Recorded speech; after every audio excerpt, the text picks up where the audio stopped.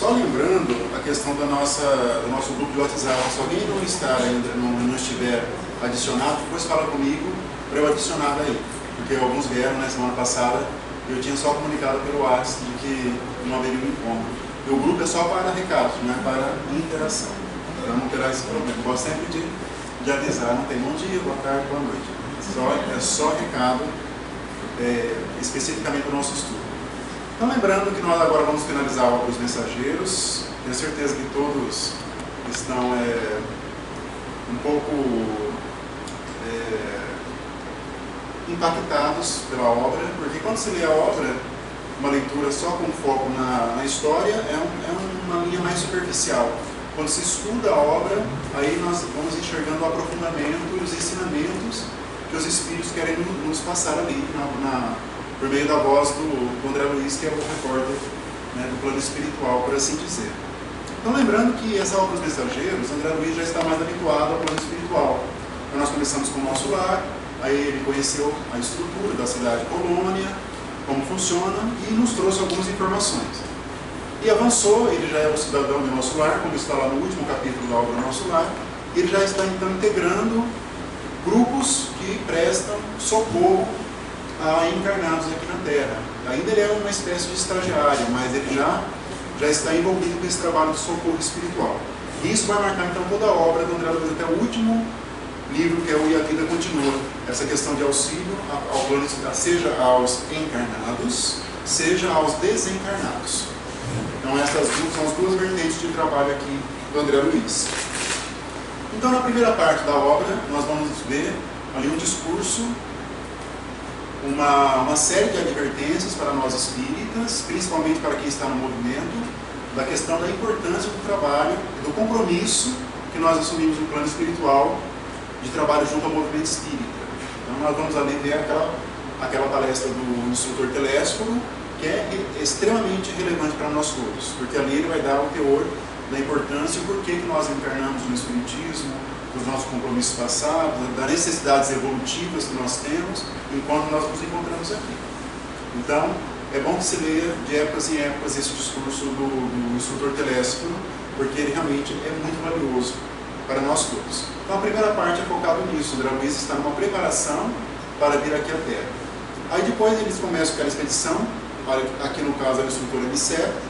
Então, descendo ele e o Vicente, aquele médico, que também teve aquela morte dolorosa, a esposa e o irmão que o mataram. Então, estão descendo aqui para a Terra e param naquele pouso, naquele instituto, que pertence àquela colônia Campo da Paz. É uma colônia inferior ao nosso lar. É como se fosse um grande hospital, ao mesmo tempo uma universidade, ali se aprende, ali se estuda, ali atende a espíritos sofredores. E esses institutos, eles geralmente, eles têm por finalidade receber espíritos recém-desencarnados, geralmente, não só, mas eles têm essa finalidade. Então vocês vão observar isso mais no livro também Obreiros da Vida Eterna, que é o quarto livro, que tem também lá a Casa Fabiano de Cristo, que parece com essa instituição de Campo da Paz. Aí eles descem aqui para a Terra, na crosta. Aí começa então o capítulo 34, que é a oficina de nosso lar. Então antes de entrarmos aqui nos ensinamentos desse capítulo 34, só lembrando a estrutura então que nós temos informação da estrutura administrativa das colônias. Lembra que são colônias sedes, que elas têm as suas divisões por ministérios. São 6 no nosso lar. Aí tem esses postos de socorro, que são também grandes instituições, porém menores, mas todas subordinadas às colônias. Reparem isso. E depois nós temos aqui na Terra essas oficinas de trabalho, como se fosse uma sucursal. Imagina uma universidade tem um campo principal, igual ao UEL aqui, depois ela tem um campo menor em outra cidade, e um menorzinho ainda em outros núcleos. É mais ou menos isso, a estrutura administrativa, vamos dizer assim, das colônias. Então essa é a lógica. Aqui nós temos essa oficina que foi instalada na casa de 2 espíritos ali, missionários, que saíram de nosso lar com essa função de edificar ali. Então vamos entender essa lógica, nós temos que captar isso. E essa questão de oficina, vocês observam que aqui é a casa de um casal. Um casal muito espiritualizado, mas pode ser um centro espírita, desde que seja um centro espírita que está de acordo com os planos superiores, por assim dizer, ou então uma praça, que eu já vi isso no livro do Manuel Filomeno de Miranda, que é feito no centro de socorro, um socorro espiritual, na época de carnaval, em uma praça.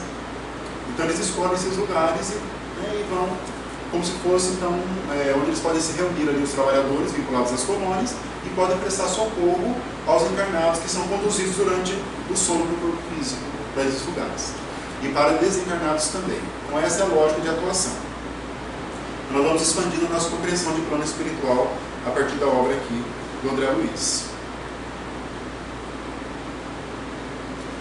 E lembrando, então, quando ele se aproxima aqui, André Luiz já vai notando, a visão espiritual dele já se ampliou. Então ele vai vendo outros espíritos, outras circunstâncias que ele não via antes daquele trabalho de magnetização a que ele se sujeitou na colônia. Lembra disso? Antes dele...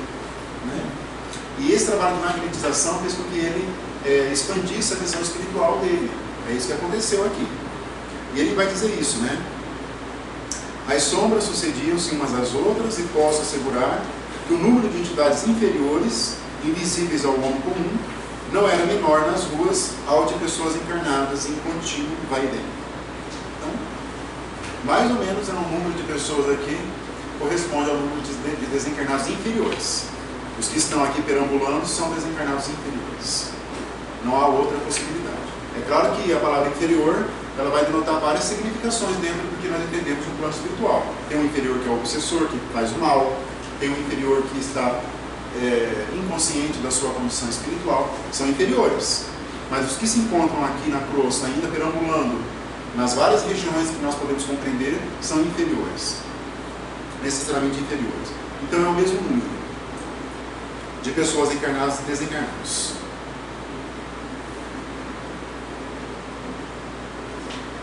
Aí tem o Isidoro, que é o espírito desencarnado, né, que está ali à frente da coordenação da oficina do nosso lar.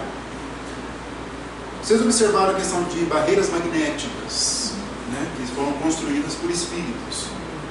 Então nós temos que entender sempre a lei dos fluidos, magnetismo, tanto que nós emitimos, como no passe, ou mesmo esse magnetismo vindo do fluido cósmico universal, que existe no plano espiritual. Então, para vocês entenderem um pouco mais, tem que ler aquele capítulo 14 do livro A Gênese, de Kardec. É lá que ele vai dar algumas informações sobre a lei dos fluidos. Nós temos que entender tudo isso para compreendermos como funciona a espiritualidade. Então, as casas espíritas e outras casas religiosas e outras instituições são protegidas por campos magnéticos e são construídos por espíritos. Então, ele vai atentar para isso. Se não fosse isso, haveria invasões dessas hordas, desses espíritos inferiores. Eles só vão entrar nesses lugares que têm uma proteção quando houver autorização das equipes espirituais. Essa é a lógica que acontece. Senão, uma reunião mediúnica, por exemplo, seria assediada frequentemente por espíritos inferiores. Essa barreira que forma quando a gente faz o evangelho no lar? Também, decorre disso.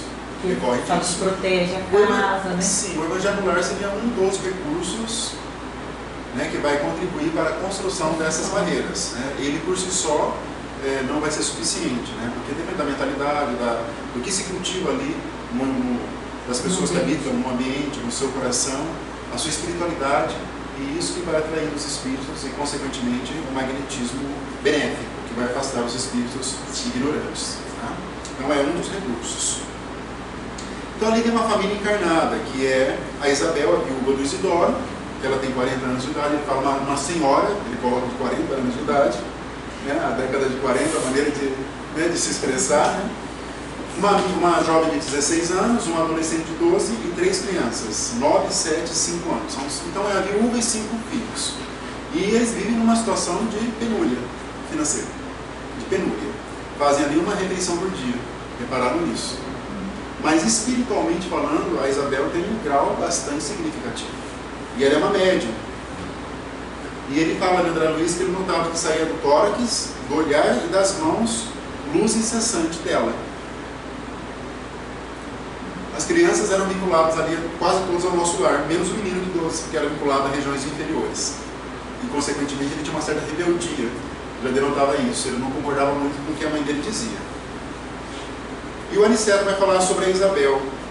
Então eles chegaram lá, né, eles viram aquele cenário, todos entenderam isso. Né? Vocês viram que até foi aberta a porta, né?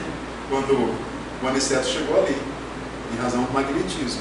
E havia ali vários servidores, vários espíritos desencarnados, vários, inúmeros. E havia então 5 ali, 6, né, uma viúva, né, 3, 4, 6 encarnados. Entenderam, né? Toda essa lógica ali. É uma casa normal, uma casa de periferia, bem simples. E o Aniceto vai dizer sobre a Isabel, né? Ela é nossa amiga, senhora de grande evidência psíquica. Tem uma evidência psíquica de captar o que está acontecendo ali ao redor dela no plano espiritual. Mas os benfeitores que nos orientam os esforços recomendam não se lhe permita a visão total do que se passa em torno de suas faculdades mediúnicas. O conhecimento exato da paisagem espiritual que vive talvez lhe prejudicasse a tranquilidade. Isabel, portanto, apenas pode ver mais ou menos a 20ª parte, um quinto, dos serviços espirituais que colabora de modo direto. Então ela colabora, inclusive, vamos ter ali depois uma reunião, uma palestra pública. Então ela tem só, vamos dizer assim, uma visão de, ela vê ali um quinto do que acontece na casa dela, senão isso perturbaria. Se a pessoa vivesse só no plano espiritual, isso perturbaria. O Chico mesmo, no final, não que o perturbasse, mas ele já, isso são relatos de pessoas que conviveram, ele perguntava, em alguns casos, você é encarnado ou desencarnado? A visão psíquica dele, então a evidência psíquica, se desenvolveu assim de maneira astronômica de Francisco Cândido Xavier. E a evidência é uma faculdade mediúnica rara, segundo o livro dos Espíritos. Não é algo comum. Ver espírito de uma maneira muito nítida não é algo comum. A evidência propriamente dita.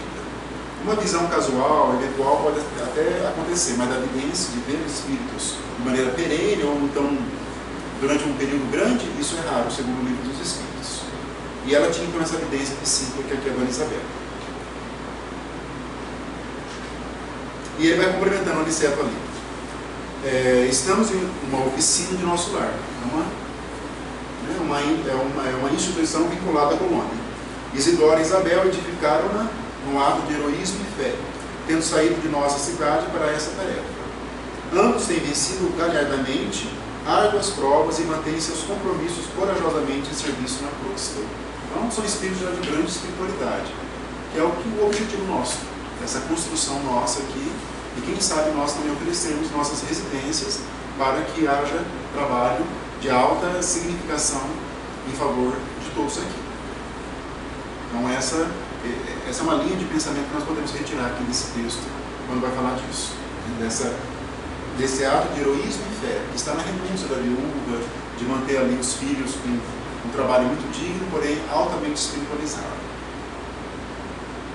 Qualquer dúvida pode perguntar. Então a gente pode dispor nossa casa. Não que isso pode ser motivo de preocupação, né? mas no sentido de que a nossa transformação moral, com base no paradigma evangélico espírita, pode fornecer, entendeu, meios para que haja essa atuação da espiritualidade superior. Nesse sentido, que eu me refiro. Não que nós... Porque dá uma impressão que é um abuso, né? Achar que não dá uma impressão. Não podemos achar que é um abuso ou que nós não somos dignos disso. Nós temos que ter a pretensão de sermos pessoas melhores. Isso não é errado. Entendeu? Não que vamos saber se isso vai acontecer ou não. Isso nós não temos essa informação, nem deveríamos ter. Mas eu digo no sentido de nós termos uma preocupação de mantermos o nosso mundo íntimo para que a nossa casa possa, entendeu, refletir e receber esses bons espíritos. Nesse sentido. Ou se nós viemos com essa finalidade, ou entre outras, nós não sabemos, no sentido direto, mas temos uma intuição disso. Mais adiante ele vai falar assim, que é para nós isso, né, o Aniceto. Sim, amigos, o acaso não define responsabilidade nem atende à construção séria. A edificação espiritual pede esforço e dedicação. Esse é um princípio que nós temos que ter. Sem esforço, sem dedicação, nós não teremos construção espiritual em nosso íntimo. Que é essa transformação moral que nós estamos sujeitos dentro das leis divinas. Nós não teremos isso. Então isso pede necessariamente esforço e dedicação. A disciplina, para a obtenção disso, ela vem também por meio de dedicação. Ninguém vai ser disciplinado de uma hora para outra. Quando Emmanuel aconselhou que o Chico devesse ter disciplina, e falou isso 3 vezes para ele, para que ele tivesse êxito na tarefa mediúnica, não que no dia seguinte ele já tinha disciplina. Isso é uma conquista diária e com muito esforço. Foi assim que Chico venceu os seus desafios na existência. Então, sem isso, nós não teremos evolução, não teremos edificação espiritual. Ele vai dizer assim, Aniceto: assim como os navios, seria para nós espíritas. Vejam a fala dele. Assim como os navios do mundo necessitam de âncoras firmes para atenderem eficientemente a sua tarefa nos portos, também nós, os desencarnados, os benfeitores, precisamos de irmãos corajosos e abnegados que façam o papel de âncoras entre as criaturas encarnadas, a fim de que por elas possam os grandes benfeitores da espiritualidade superior se fazerem sentir entre os homens mais animalizados, ignorantes e infelizes. Entenderam? A ponte daqueles que estão se esforçando, se dedicando à construção espiritual, são essas pontes entre o plano superior e aqueles que estão no plano mais inferior. É o intermediário, digamos assim, do processo evolutivo. Então, os grandes médiuns que conseguem, não só eles, só como exemplo, foram essas pontes entre a grande espiritualidade e nós aqui que estamos ainda aprendendo essas leis divinas. Mas essa questão de pedir esforço, abnegação de todos nós. Sem isso, nós não teremos condições de sermos bons instrumentos nas mãos dos espíritos superiores. Alguém tem alguma dúvida sobre esse capítulo 34? Aí tem o 35, já um culto do mestre. Então ali vai ser narrado o quê? O Evangelho no lar, que todos nós fazemos. Todos fazem aqui o Evangelho no lar. Quem não faz tem que fazer, né? Separar um dia na semana, um horário, naquele dia fixo, naquele horário, fazer a leitura de uma página edificante, geralmente o Evangelho segundo o Espiritismo ou uma outra obra, e fazer alguns comentários. Pode fazer sozinho também, faz a leitura. Alguns colocam água, faz uma prece de início, uma prece de encerramento. É uma maneira de nós alimentarmos o nosso espírito, nos conectarmos com o alto. Então isso é importante. E aqui nós temos um exemplo extraordinário do Evangelho no lar. Esse aqui é realmente fora da curva, porque ali vários espíritos vão se sentando ali e vão assistindo e vão participando desse Evangelho ali, de maneira quase que ostensiva. Porque a Isabel vai dar ali, vai ser profundamente inspirada pelo Espírito que vai falar, vai interpretar a fala, o ensinamento da noite. Todos observaram isso.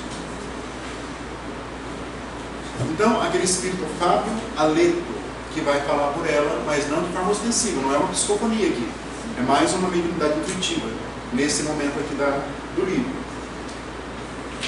E observe ali que ali estão vários desencarnados. E André Luiz vai falar, o Aniceto vai explicar assim, que os que estão no mesmo nível evolutivo desse Fábio Aleto vai poder ouvi-lo direto, o próprio Espírito.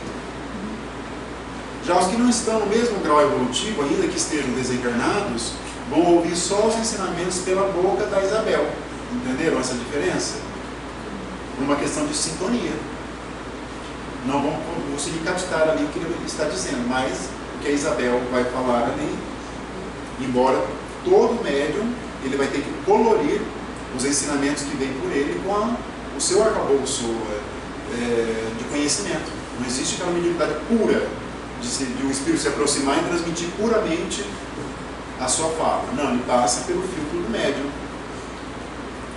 Então, os que estão ali, que não têm o mesmo nível evolutivo desse Fábio Aleto, desse espírito, vai ouvir somente os ensinamentos pela boca da Isabel, da dona Isabel. Todos entenderam essa lógica ali? É importante que nós saibamos essas diferenças, essas sutilezas da mediunidade e dessas comunicações espirituais. Porque não é porque está desencarnado que todos os desencarnados se veem, né? Não, exatamente. Não é porque desencarna que vai ter o conhecimento. Não. Quem está mais elevado vê os que estão menos. Isso. Os que estão menos geralmente não conseguem ver ali os que estão mais à frente. E é comum aqui o André Luiz e outros espíritos, vamos ver isso em outras obras, na sequência. Se aproximarem dos obsessores e eles tramando os seus planos. Nem perceber. Não, e eles olhando lá os benfeitores, o que eles estão tramando. É comum isso. Porque é como uma proteção, né? Com certeza. É da lei divina. Tem que ser assim, se não fosse assim. Sim. É tão lógico. Como se o obsessor pudesse ver os planos de um benfeitor? Não dá. Isso foge da lógica. Foge das leis divinas. Assim como esses espíritos, embora não sejam como o aniceto, que é um instrutor, tem um grande conhecimento, mas consequentemente ele não é um espírito ainda muito elevado. Por quê? Porque ele está no plano do nosso lar. Então outros espíritos também, mais que ele, não serão vistos por ele, aniceto. É uma questão de hierarquia rígida. E vai subindo. E vai subindo. Então ele vai falando, esse Fábio Aledo, pela boca da Dona Isabel, vai dando alguns ensinamentos bem interessantes. Ele diz assim: as mentes desequilibradas pela irreflexão permanecem neste mundo quase por toda parte. É que nos temos descuidado das coisas pequeninas. Naturalmente, não devemos esperar colheitas milagrosas. É indispensável amanhar a terra e cuidar do plantio. A semente da mostarda, a que se refere Jesus, constitui o gesto, a palavra, o pensamento da criatura. Há muitas pessoas que falam bastante em humildade, mas nunca revelam um gesto de obediência. Olha que fala, e é uma pura verdade. Jesus falou naquela parábola do grão de mostarda, né, que se nós tivéssemos, né, a fé do tamanho de um grão de mostarda, que é uma das sementes menores, mais ínfimas que existem, nós poderíamos fazer grandes coisas, mas é uma semente. Então nós temos que fazer com que a semente seja, que cresça, que apareça, que frutifique no futuro. E essa semente é comparada ao quê? Aos nossos gestos, palavras e pensamentos. É assim que nós vamos conquistando e vamos construindo uma espiritualidade superior para o nosso espírito. Os que falam de humildade, não se esforçam em ser humildes, estão perdendo o ensinamento. Os que vão à tribuna da doutrina aqui do nosso movimento espírita e falam de virtudes e não tentam se esforçar para tê-las, ele está fracassando na missão dele de palestrante. Porque só o ensinar é muito pouco. Tem aquela frase do Emmanuel, que todos vocês já ouviram, que realmente é muito impactante, que ele fala: as palavras ensinam, mas os exemplos arrastam. É uma diferença grande. E realmente, né, o aprendizado se dá muito mais pelo exemplo do que propriamente pelo ensinamento teórico que se fala. Tem aqueles estudos, eu não lembro agora, já vi várias vezes, que como se fosse uma pirâmide. Quando nós ouvimos, nós captamos 10%. Já viram isso? Não vou lembrar agora as porcentagens corretas, mas vai indo. Quando eu escrevo, eu capto 50%. Quando eu crio, 90%. Já viram isso? Aí quando, né, quando ensina é que você absorve bem, exatamente. Então o conhecimento espírita é assim também. É um grão de mostarda de nós, e nós temos que fazer com que esse grão ele cresça dentro de nós. E tudo isso vai depender do esforço e da dedicação de todos nós. Jamais realizaremos a bondade sem começarmos a ser bons. Olha que interessante. Não precisa ser a pessoa, né? Amado Teresa de Calcutá, Francisco Cândido Xavier de um dia para o outro. Não precisa, ninguém vai conseguir. Mas nós temos que começar a ser bons. Minimamente, seja na família, conosco mesmo, no trabalho, minimamente nós temos que ter um esforço para isso. Alguma coisa pequenina há de ser feita antes de edificarmos as grandes coisas. É um processo. A evolução, nós já ouvimos muitas vezes isso, ela não dá saltos.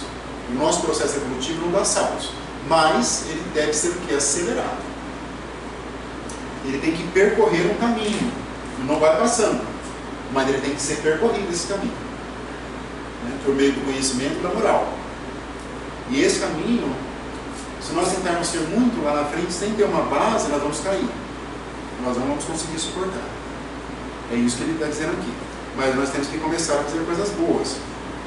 O Senhor ensinou, né, Jesus, muitas vezes, que o reino dos céus está dentro de nós. Ora, é portanto em nós mesmos que devemos desenvolver o trabalho máximo de realização divina, sem o que não passaremos de grandes irrefletidos. É dentro de nós mesmos.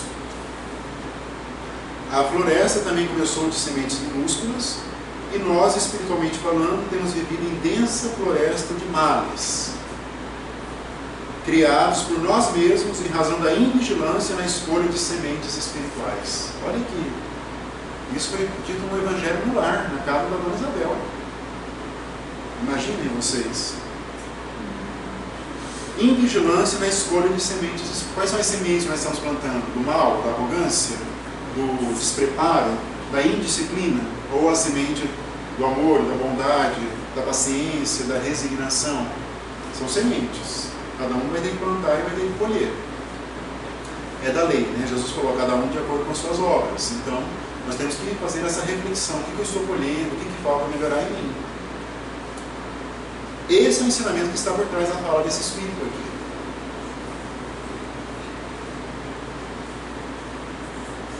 A palestra de uma hora, o pensamento de um dia, o gesto de um momento podem representar muito em nossas vidas, realmente. Às vezes uma palestra, né? Às vezes o palestrante fala uma frase que impacta e vai ficar impactando durante muitos e muito tempo. Ou até negativamente, às vezes ele foi infeliz numa fala e aquilo também foi prejudicial para a pessoa. Isso pode acontecer também. Isso é muito pernicioso. Eu lembro uma vez meu irmão, muitos anos atrás, participou de uma palestra, ele não é espírita, e ele vivenciava um problema de desemprego. E o palestrante, inclusive um grande palestrante de Londrina, foi falar desse tema de uma maneira muito agressiva. E ele nunca mais voltou. Agressivo. Claro que isso não justificava uma conduta, mas ele estava começando a compreender, e naquele dia, o que aconteceu? Não foi feliz, e o momento espiritual dele também não estava ali, e acabou tendo um efeito negativo. Isso é responsabilidade de um palestrante. Muita responsabilidade, muita mesmo. De estudar E saber como expor um tema, né? Esse é um desafio. Todos nós estamos sujeitos a errar. Isso não é impossível. Mas assim, né, se formos falar de suicídio numa casa espírita, saber a maneira de como vai expor esse tema, porque pode ter alguém assistindo que teve um ente querido que cometeu suicídio. Vai falar do Vale dos Suicidas na primeira palestra, que é assustador. Quem leu Memórias do Suicídio da Nélia Ivone do Amaral Pereira, escrito Camilo Castelo Branco, vai ver uma descrição extremamente tenebrosa de um ambiente para onde vão alguns suicidas. Vai falar sobre isso, uma palestra não é interessante que se fale sobre isso. Isso pode falar no estudo, porque no estudo a pessoa já está ali com uma outra preocupação. O ESG, mesmo que tenha um aluno do ESG, que tem alguém que cometeu suicídio, ele está ali para aprender. Então ali é o momento de falar dessas regiões de sofrimento. É um exemplo que eu estou dando. Depende. Iniciação? Depende, né? Na iniciação já é mais perigoso, depende do grau. Mas é o momento de falar no estudo. A Ilda foi minha professora da iniciação do ESG, há muitos anos atrás. E foi ali que eu comecei, Ilza. Foi naquele ano, 2006. Foi ali com a Ilza. Foi ali que eu comecei. Agora é meu professor. Estamos aprendendo juntos, né? Mas a Ilza foi a que me deu as primeiras lições, né? Do Espiritismo, né? Tem a minha professora do primário, a Dona Terezinha, e você do Espiritismo, que me deu as primeiras lições do Espiritismo. Mas, então tem uma maneira de falar de determinados assuntos. Então, quando se aborda isso, pode ser um pouco ofensivo. E quando é benéfico, como diz aqui, pode ser que vai conduzir ali, pelo resto da vida, aquela ideia que a pessoa fala. E as palestras espíritas têm esse objetivo, de despertar ideias. Ninguém vai aprender muito espiritismo assistindo palestras. Elas têm como propósito o quê? Difundir algumas ideias, a pessoa vai se interessando, né? São sementes. Onde vai se aprender mesmo a doutrina são os estudos ali que realmente... Então, a palestra é conformação, não aprender. É um despertar. É um despertar. É um despertar. No maior sentido, assim, né? É conformar, conformação. Quem entra numa casa espírita para uma palestra é para se conformar com o que está passando. Se ela ouvir determinada explicação, ela sai pior. Aprender não é na palestra espírita. Desperta, cria uma ideia, cria interesse. A pessoa vem procurar algo de bom para ela, né? A palestra se presta para isso. E ele continua: toda vez que pegarmos desses grãos, consoante a palavra divina, semeando-os no campo íntimo, receberemos do Senhor todo o auxílio necessário. Eu acho muito bonito, né? essa certeza que nós temos de que, se houver um esforço de nossa parte, nós teremos sempre o auxílio do alto. Isso é um princípio. Isso nós temos que nos impregnar desse princípio. Por mais que nós estejamos vivenciando um problema doloroso na vida, um problema na família, de doença, ou qualquer outra circunstância, um problema existencial, mas se houver um esforço na compreensão desse problema, um esforço de que eu quero aprender, eu quero compreender, existe o auxílio do alto. Sempre. Isso é fato. Claro que esse auxílio muitas vezes não tem aquela imediatidade que nós gostaríamos na nossa... nós somos muitos seres imediatistas, queremos uma resposta para ontem, mas ela vem, né, na maneira de conselhos, na maneira de alento, de consolo. Isso sempre vem do alto, sempre. Conceder-nos a chuva das bênçãos, o sol do amor eterno, a vitalidade sublime da esfera superior. Nossa semeadura crescerá e em breve tempo atingiremos elevadas edificações. Aprendamos, meus filhos, a ciência de começar, lembrando a bondade de Jesus a cada instante. O Espírito falou por ela, e os filhos ouvindo ali, os filhos dela, algumas crianças ali, adolescentes. E até vai ser dito ali, eu até não anotei aqui, mas que vai falar, cada um também vai captar ali essa fala de acordo com o preparo espiritual de cada um, mesmo as crianças que estão ali. Porque é de alto valor o que ele disse aqui por meio da mediunidade intuitiva nesse momento da dona Isabel. Alguém tem alguma dúvida ou queria fazer algum comentário? O importante desse capítulo é que nós devemos fazer esse evangelho no lar nosso, nos colocar à disposição, fazermos a nossa leitura e colocar à disposição de que a nossa mente seja ali aclarada. Porque o evangelho, por mais, ele é até simples, por incrível que pareça. Só que, à medida que nós vamos progredindo com as luzes espíritas, do conhecimento nosso, da experiência de vida, ele passa a ter novas colorações do evangelho. É incrível isso. Incrível. Então, consequentemente, requer muito estudo, muita leitura e muita compreensão. Como sendo uma base para o nosso roteiro de vida. O evangelho não adianta. Podemos ir para outros conhecimentos, que também são relevantes, mas o núcleo da nossa existência está no Evangelho de Jesus. Toda a obra de Kardec circunda o Evangelho, toda a obra que veio pelo médium Chico Xavier circunda o Evangelho de Jesus. Ali está o núcleo divino das leis divinas. E é uma fonte de muita ajuda, porque quando às vezes a pessoa está em algum desespero, alguma coisa, ela abre, vai cair a lição certa, aquilo que ela está precisando, é impressionante. Como é uma ajuda realmente que a espiritualidade se presta para quem está nesse esforço. O Evangelho é um caminho. É fato, né? Porque eu sempre faço o Evangelho, eu faço de segundo, eu trazer um pouquinho do que eu estava fazendo. E isso aí vem lá já desde trás, que eu peguei da minha mãe, né? Então, assim, mania de você fazer e colocar a data. E aí você pega uma coisa que você leu há 20 anos atrás, tinha lá uma data 96, só que cada vez que você for ver, você já vai ler e entender de outra forma. Com certeza. Pelo conteúdo que você vai adquirindo ao passar do tempo. Então, assim, a mensagem é a mesma, está lá. Exato. 200 anos. O momento que você está vivendo. Mas você, cada vez, se daqui 10 anos você pegar a mesma lição, você vai interpretar de outra forma. Com certeza. É fantástico. E o Evangelho, ele é uma lei divina dirigida ao espírito imortal. Não é dirigida ao homem, nós, mulheres, terrenos encarnados. Ele é universal e imortal. Tem uma frase do Divaldo, né, falando desse gancho de palestras. De uma palestra que eu assisti dele, do Divaldo, e ele falou uma frase que me marcou dessa palestra. Que o que Jesus ensinou, a lei divina, não vigora só aqui, vigora em todo o universo. Entenderam?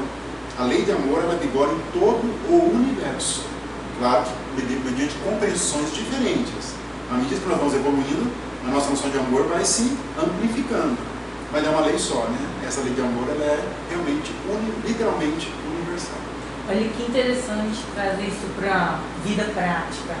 Se a gente dispor, pelo menos na intenção da nossa casa, ser um lugar de apoio, independente se vai ser usado ou não. Sim. O cuidado que a gente vai ter, no que a gente vai falar. Sim. Porque, por exemplo, aqui na casa espírita é mais fácil não falar palavrão, com certeza. né? Porque a gente entende que é um local sagrado. Se a gente conseguir ter essa sensação de estar num lugar sagrado na nossa casa, olha que bênção. Com certeza. E esse é o nosso esforço, tem que ser. Chegar no nosso lar e ter, né, essa Não é Deus mora sozinho, né? Tipo assim, pra fazer as tripulia lá, xingar, que ninguém tá vendo, né? Não, mas não é? E assim, você tá ter esse nível de consciência. Ninguém encarnado tá vendo, né? Ninguém encarnado tá vendo. Tem que lembrar que nós vivemos cercada por uma multidão. Nuvem, Paulo de Tarso falou nuvem. Os espíritos falavam. Lá em casa é inteiro, não deve não rares existe uma multidão de espíritos nos vigiando. Isso é o livro dos espíritos. O livro dos espíritos. Não raro, não raro. Então não adianta. A nossa consciência conta. Mas também quando a gente faz o evangelho, falam que o quarteirão todo ele é impactado pelo magnetismo quem benéfico. mora em prédio, é o prédio inteiro. Então, isso é muito importante mesmo, né? Com certeza, né? Então, o capítulo 36 aqui é mães e filhos. Então, na sequência, eles estão lá, chegaram na casa, fizeram o evangelho, estão na sequência agora dos acontecimentos. Essa é a sequência do livro aqui, né? E o Aniceto fala isso, né? Cada qual receberá luz espiritual conforme a própria capacidade. Isso para tudo na vida. Numa palestra, num curso, cada um vai receber de acordo com a sua luz espiritual, né? Com a sua capacidade de absorver esse conhecimento. Aí a criança perguntou, né, para a mãe dela por que eles estavam tendo só uma refeição por dia. Só uma refeição por dia. E ela aproveitou para falar da alimentação frugal, que isso é necessário para o espírito. Observaram isso? E ao mesmo tempo seria, né, um ato de resignação frente às leis divinas, esse momento de penúria que ela passava. Vocês observem que a Isabel era muito espiritualizada, ela é. O Isidoro já está desencarnado, o marido. Só que existe um passado espiritual dela que não é contado, mas nós podemos deduzir pelo grau de sofrimento que ela se encontra encarnada. Porque aqui no plano nosso, onde nós nos encontramos, mesmo os grandes espíritos, eles têm ainda as suas cargas pretéritas, de um passado ainda nebuloso, de conflito com as leis divinas, embora já estejam ali, vamos no limiar de uma nova existência, mas eles reencarnam geralmente com um sofrimento muito definitivo nas suas existências. Isso tem muito no movimento espírita, os grandes médiuns e grandes trabalhadores, com uma carga de sofrimento muito grande. Mas mais preparados também. Mas mais preparados para o enfrentamento disso. Mas isso não significa que não terão dificuldade e não terão esforços nesse sentido. Porque a mãe vê os filhos passando uma necessidade, né, e com certeza é dolorido aqui. É dolorido para ela. Mas a questão da alimentação frugal, vocês já vão começando a tentar, porque na obra seguinte, Missionários da Luz, já vai falar muito sobre isso, sobre alimentação. Meu Deus. Se prepare, só Deus mesmo, para nos ajudar, né? O instrutor Alexandre, ele vai fazer um discurso ali bem incisivo sobre alimentação, mas aqui já começa a nos chamar a atenção. E depois, mais adiante, vamos ver o Aniceto falar também da alimentação. Ele é vegano. Eu achava que ele fosse, depois ele vai falar mal dos queijos e do leite também. No final Eu achando que já da explanação dele. Não tinha palavra vegano na época, mas ele é a favor do veganismo, né? Mas vamos deixar essas polêmicas quando nós formos falar disso, né? Mas é só o caminho que vai dando aqui para nós, da maneira de como os espíritos estão nos convidando, já faz algum tempo, para a nossa melhoria na alimentação. Isso aí não é de hoje. É um convite que eles estão nos fazendo, né? Podem reparar. Isso está na obra. Aqui, por enquanto, é mais sutil nos mensageiros, mas lá no missionário vai ser mais contundente, bem mais contundente. Mas vamos entendendo isso aos poucos, porque isso não é feito de uma hora para outra também. O próprio Alexandre, o instrutor Alexandre vai falar sobre isso. Mas vamos só então despertar essa ideia aqui da alimentação frugal como sendo um elemento importante para a questão espiritual, nesse sentido. E depois ela fala sobre a pobreza, ela faz um raciocínio aqui, a Dona Isabel, respondendo o adolescente que ele queria alugar ali onde são feitas as reuniões. Lembram disso? Não sei tal pessoa de tal lugar queria alugar aqui. E ela fala, não, enquanto eu estiver aqui, eu prefiro que seja usado para as nossas atividades espirituais. E ele não gosta, né? Eu acho que eu seria como ele, eu queria que alugar para ter mais dinheiro para conseguir comprar. Eu me identifiquei mais, de todos, eu me identifico mais com o menino, de 12 anos, espiritualmente falando. Eu não me identifico muito com os outros personagens, né? Agora com ele eu me identifiquei. E ela vai falar sobre assim para ele, olha, creio, meu filho, que a pobreza é uma das melhores oportunidades de elevação ao nosso alcance. Isso casa com aquele ensinamento do Livro dos Espíritos, né? Que a riqueza é a prova mais difícil de ser vencida pelo Espírito, de maneira, vamos dizer, louvável, de saber dar uso à sua riqueza material. Então ela fala aqui, né, de elevação. Estou convencida de que os homens afortunados têm uma grande tarefa a cumprir na Terra, mas admito que os pobres, além da missão que lhe cabe no mundo, são mais livres e mais felizes. Na pobreza é mais fácil encontrar a amizade sincera, a visão da assistência de Deus, os tesouros da natureza, a riqueza das alegrias simples e puras. Aí tem uma complementação. É claro que não me refiro aos ociosos e ingratos dos caminhos terrenos. Não é essas pessoas. Refiro-me aos pobres que trabalham e guardam a fé. Então, os que estão num processo de resignação muito grande. Os homens de grandes possibilidades financeiras muito dificilmente saberá discernir entre a afeição e o interesse mesquinho. Crente de que tudo pode, nem sempre consegue entender a divina proteção. Pelo conforto viciado a que se entrega, as mais das vezes se afasta das bênçãos da natureza. Em vista de muito satisfazer aos próprios caprichos, restringe a capacidade de alegrar-se e confiar no mundo. Essa lição vai ser repetida, né, muitas vezes ela fala de outros benfeitores. Mas a ideia é a seguinte: a riqueza, quando se apega muito a dinheiro, bens materiais, há um apego a isso muito grande, isso afasta a pessoa do que? Da espiritualidade. Aí que está o mal.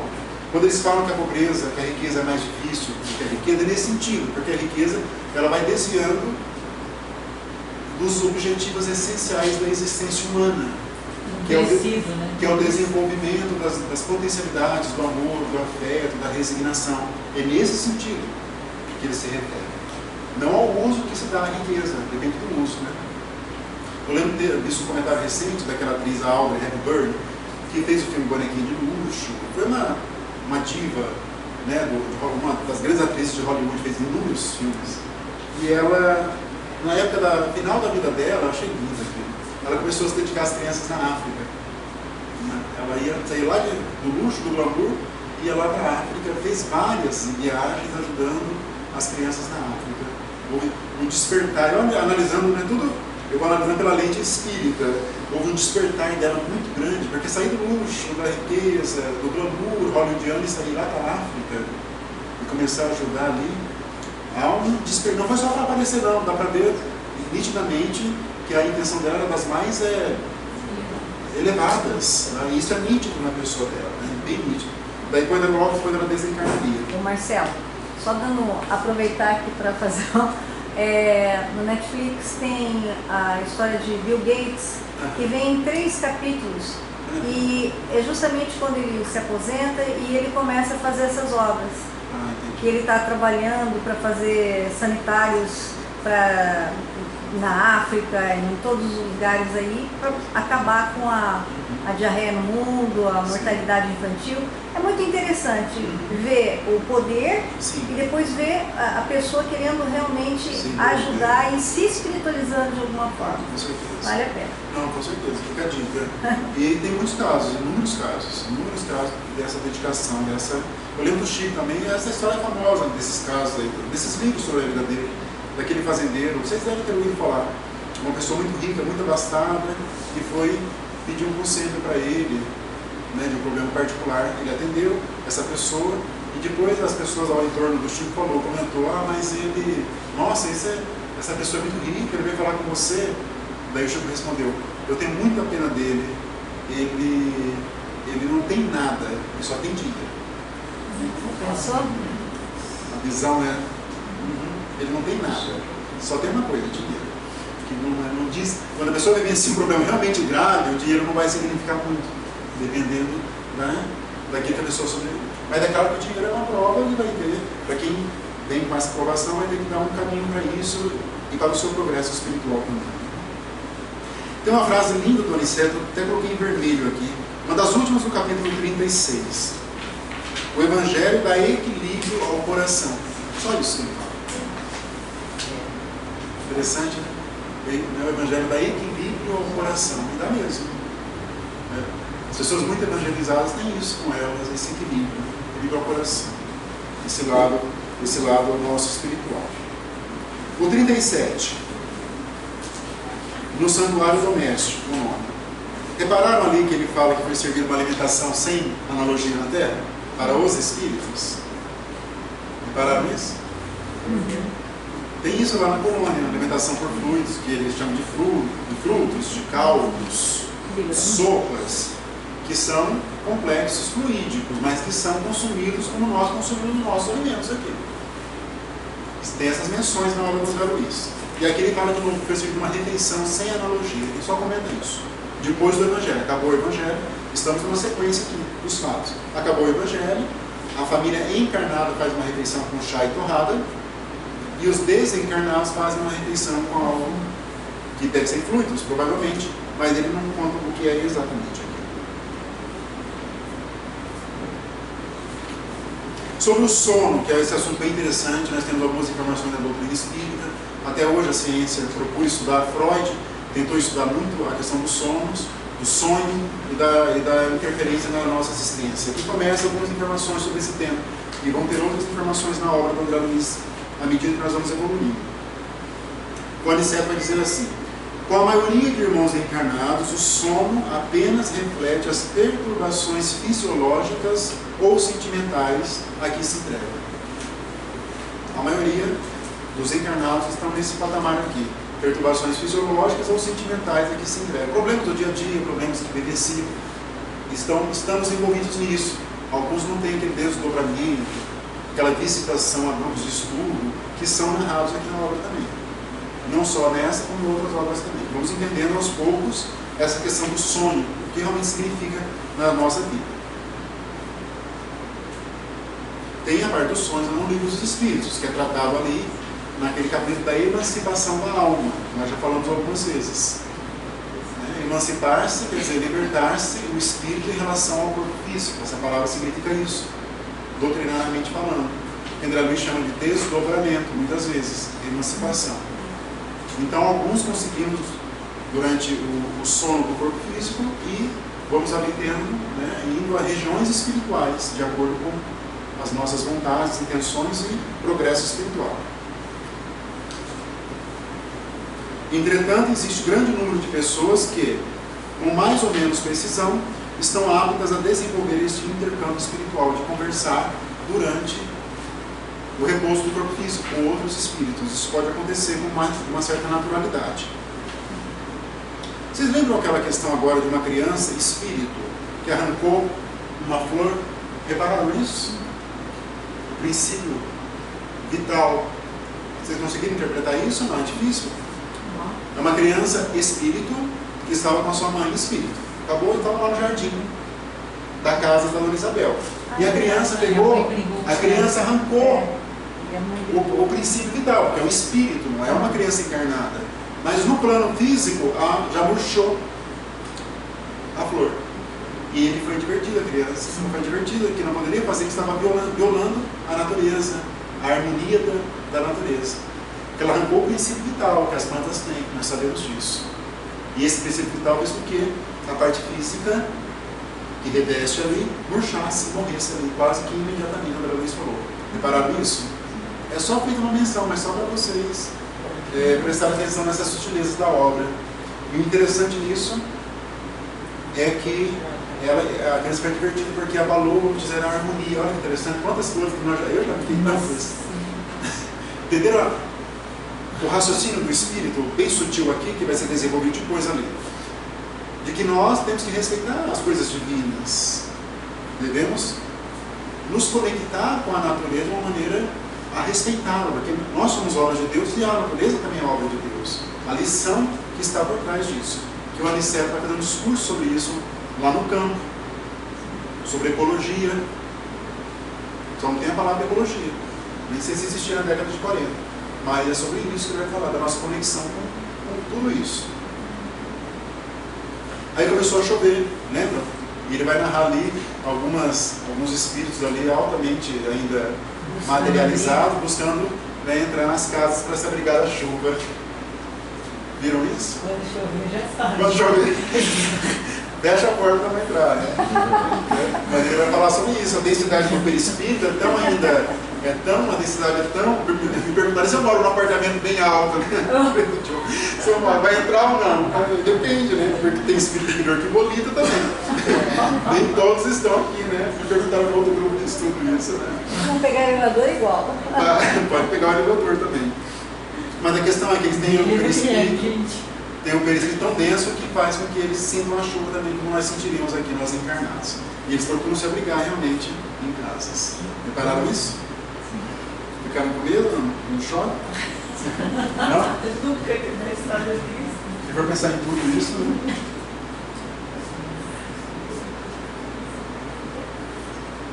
No Aniceto sobre a oração, vai falar o seguinte: nunca poderemos enumerar todos os benefícios da oração.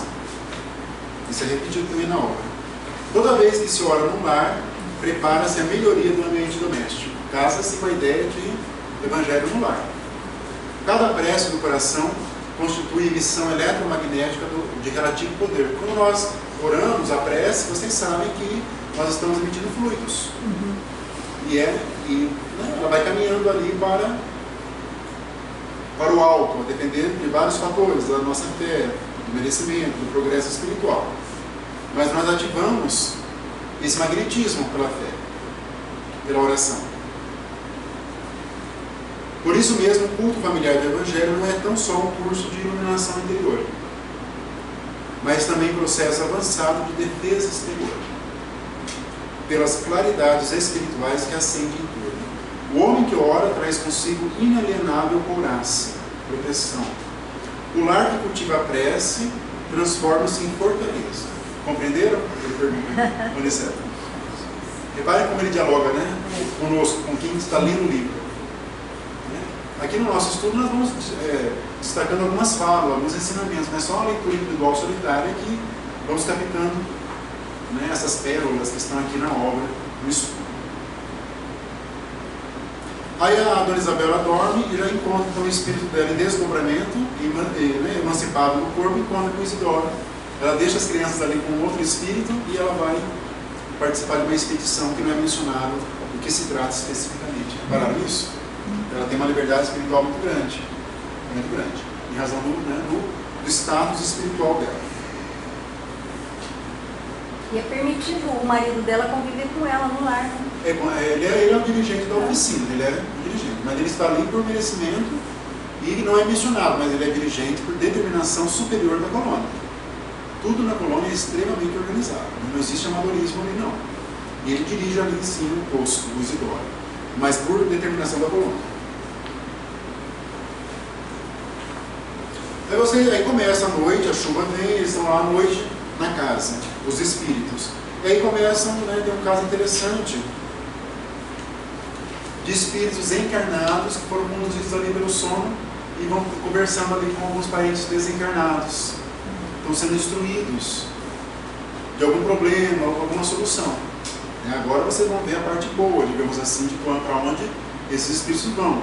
No livro Libertação, alguns que dormem vão para outros planos, vão alcançar o 6º livro de Libertação, sobre isso, os planos inferiores. Por enquanto a parte ainda Nutella, vamos dizer assim, da obra. Depois vai chegar a parte mais complicada, mais complexa aqui, né? Mas mais adiante, né?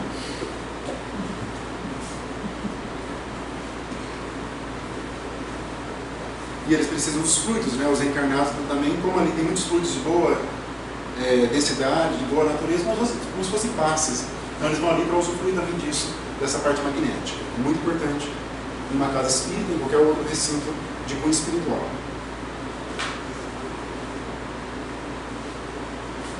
O Aniceto faz uma observação interessante nessa questão do intercâmbio espiritual. Porque o nosso intercâmbio espiritual hoje em dia no Espiritismo se dá nas reuniões mediúnicas, de forma ostensiva, eu me refiro. Então o Espírito se comunica, geralmente sofredor, e vai, né? Enfim, existe essa comunicação. Mas é algo mais discreto, muitas pessoas têm curiosidade de saber, de querer conversar com o Espírito, pensam que isso é algo normal, ou algo que deveria acontecer com mais frequência. E ele fala assim: eu já ouvi várias pessoas que querem ir à casa espírita para conversar com espíritos.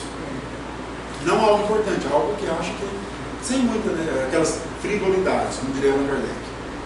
Aí o Aniceto fala assim: se o nosso campo, o campo espiritual, lhes fora francamente aberto aos encarnados, olvidariam, esqueceriam os encarnados as obrigações imediatas, estimariam o parasitismo, prejudicando a própria evolução. Entenderam? Se tivesse algo... Vai fazer qualquer coisa, consulte. Como existem religiões que têm esse tipo de comportamento. Então isso é extremamente pernicioso no nosso livre-arbítrio, no nosso processo evolutivo. Então, existem regras de comunicação com o plano espiritual. Essas regras estão no livro dos médiuns de Allan Kardec. O Kardec vai falar lá que essas comunicações se revestem muitas vezes de perigos. Ele usa essa palavra. Com o plano espiritual. E por isso nós temos que saber o que nós estamos fazendo. Mas existe uma limitação natural. Uma limitação natural de Deus nos contatos entre os dois planos, né? Entre encarnados e desencarnados. Aí tem aquela senhora que se encontra com a neta, interessantíssimo isso, que ela vai fazendo comparações da serpente, da calúnia. Lembram disso? E a maneira de como ela capta, muitas vezes nós sonhamos algo parecido com isso, que parece ser algo surrealista, que não tem nada a ver com a realidade.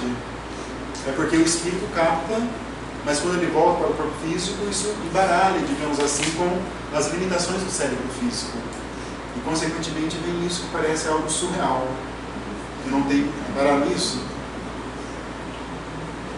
Ela diz aqui da calúnia, da serpente, ele vai explicando isso, né? A neta captará as lições do espírito, mas não em percepção sensorial.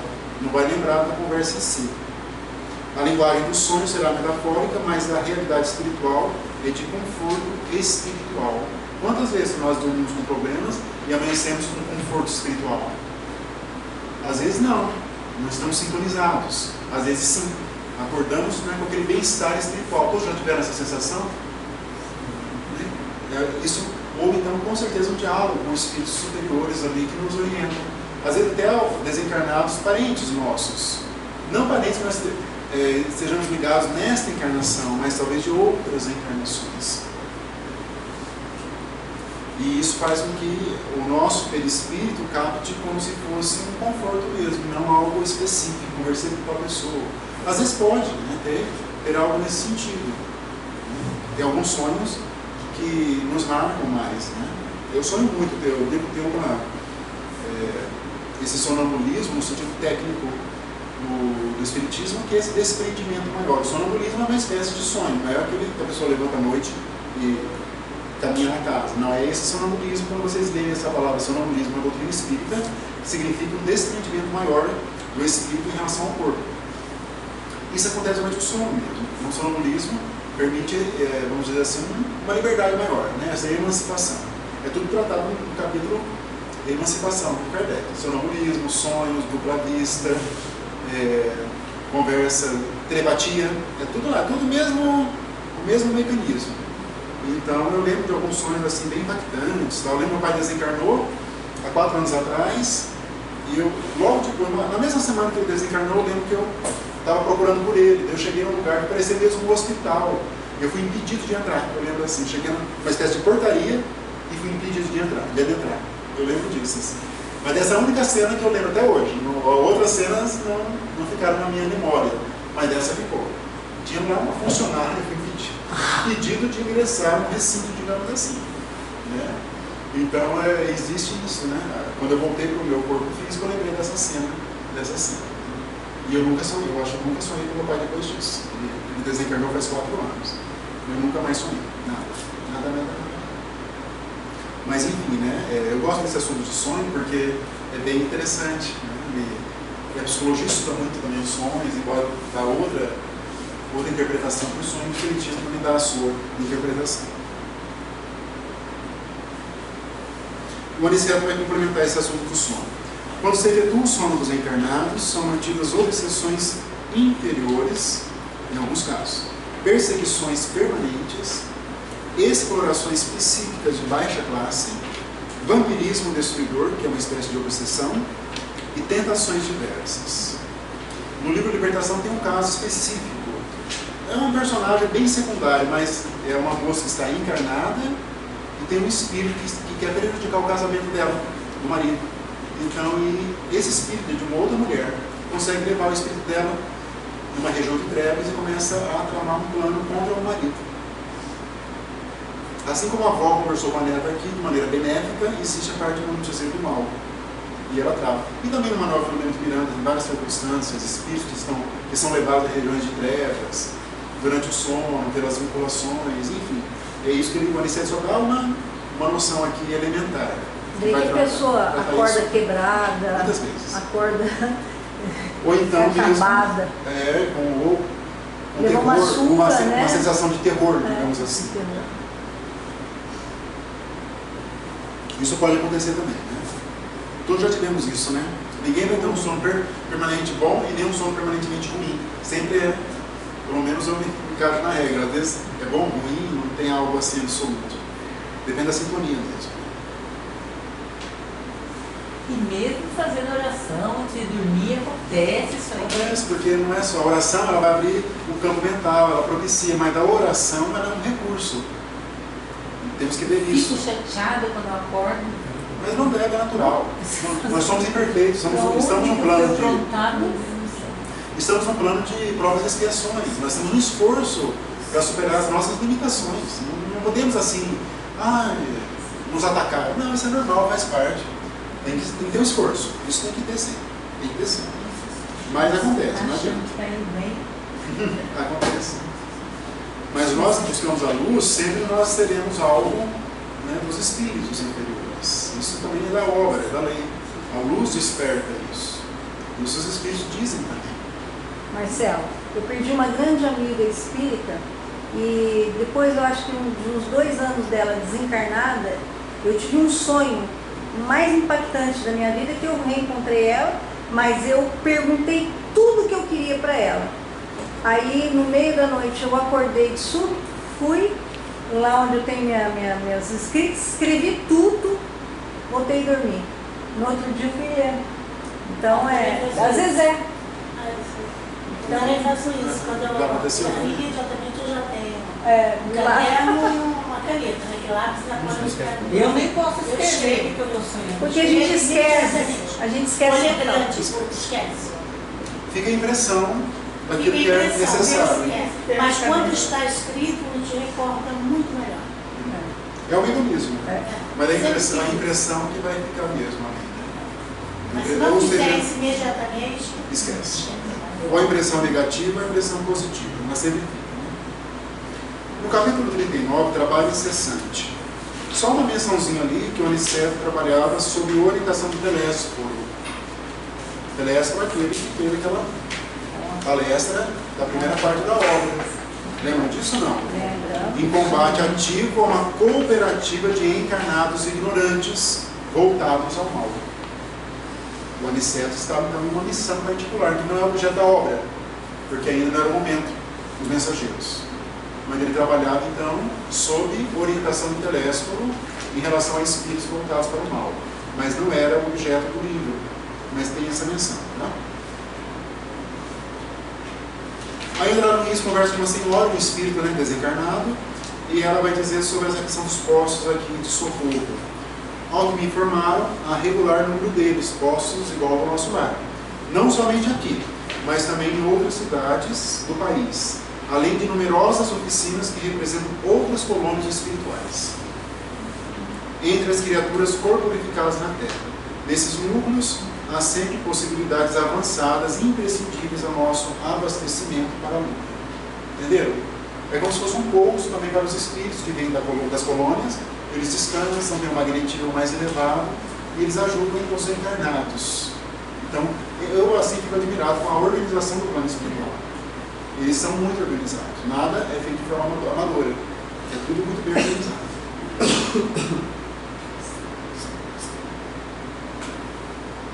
Aí tem aquele caso, um pequeno caso, que o espírito levou um parente dele desencarnado e provocou um tumulto numa reunião de estudos que teve ali. E ele foi advertido por outro espírito que não deveria fazer isso. Chama Vieira, o nome do espírito que fez isso. Repararam nessa cenazinha do livro? Aí ele vai falar assim, o Vieira. Ah, sim, meu amigo, tornou Vieira resignado. Ele que levou um espírito que não estava preparado para frequentar ali aquele ambiente. Aqui não devemos abusar tanto do amor como no círculo carnal. Ninguém está impedido de ajudar, querer bem, interceder. Todos podemos auxiliar os que amamos, com os recursos que nos sejam próprios. Mas a palavra dever tem aqui uma significação positiva para quem deseja caminhar sinceramente para Deus. Ajudar pode, mas o espírito às vezes é rebelde, não quer seguir aquele caminho, então não vai, ele não vai seguir aquela linha proposta por aquele que ama. É essa a mensagem. O 40, rumo ao campo. Então ali vai ser dito que o campo é um lugar de ambiente fluídico melhor para os espíritos. Vocês viram isso? Melhor do que as cidades, melhor do que uma floresta, uma selva. Ele vai dizer isso no Aniceto, porque o campo está afastado de tudo isso. Então ali eles foram para descansar. Eles passaram a noite trabalhando ali no núcleo do Isidoro, e depois amanheceu, eles foram descansar. No sentido de não estar trabalhando, nesse sentido. Não no descanso que nós podemos aqui dizer do nosso corpo físico, não é nesse sentido. Descanso mental, por assim dizer. Aí ele vai dar algumas descrições ali da nuvem de bactérias, que ele tinha uma visão psíquica disso. Viram? E entidades inferiores atraídas por pensamentos dos desencarnados. Então, nós pensamos, atraímos pelo magnetismo. O Aniceto, somente os homens de mentalidade positiva na esfera da espiritualidade superior conseguem sobrepor-se às influências múltiplas de natureza menos digna. É um exercício frequente para que nós alcancemos essa couraça aqui. Vocês viram ali das nuvens de bactérias, que elas atacavam, digamos assim, aquele que estava numa sintonia inferior. Por isso que uma pessoa pode pegar uma gripe numa casa, uma gripe muito forte, outras não. Tem muito a ver com essa questão espiritual, porque o campo magnético dela acabou a deixando suscetível de uma enfermidade. Entenderam essa lógica? Joana de Ângelo, Emmanuel fala que todas as enfermidades têm uma raiz espiritual. Seja porque nós abrimos um campo para que elementos externos venham, sejam vírus, bactérias, seja porque, pela nossa indisciplina mental, nós criamos uma espécie de fissura na nossa mente, e isso vai provocando danos no nosso perispírito que afeta o nosso corpo físico. Seja nesta encarnação ou, em casos mais graves, isso vai transbordando para encarnações seguintes. Mas todas as nossas enfermidades têm então uma origem no nosso espírito, no nosso eu espiritual profundo, que a Joana de Ângelo chama de self, esse eu profundo que nós temos. Mas não só o espiritismo, né? Uma parte da medicina faz também essa relação, né, do campo mental, da psicologia com as doenças físicas.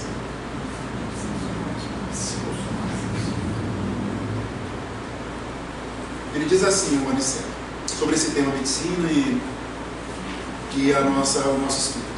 Poderemos, na atualidade da Terra, fornecer, por meio da medicina, tratamento ao organismo de carne. Semelhante tarefa dignifica a missão do consolo, da instrução e do alívio. Mas no que concerne a cura real, somos forçados a reconhecer que essa cura real pertence a quem? Exclusivamente ao homem espírito. Não há outra maneira.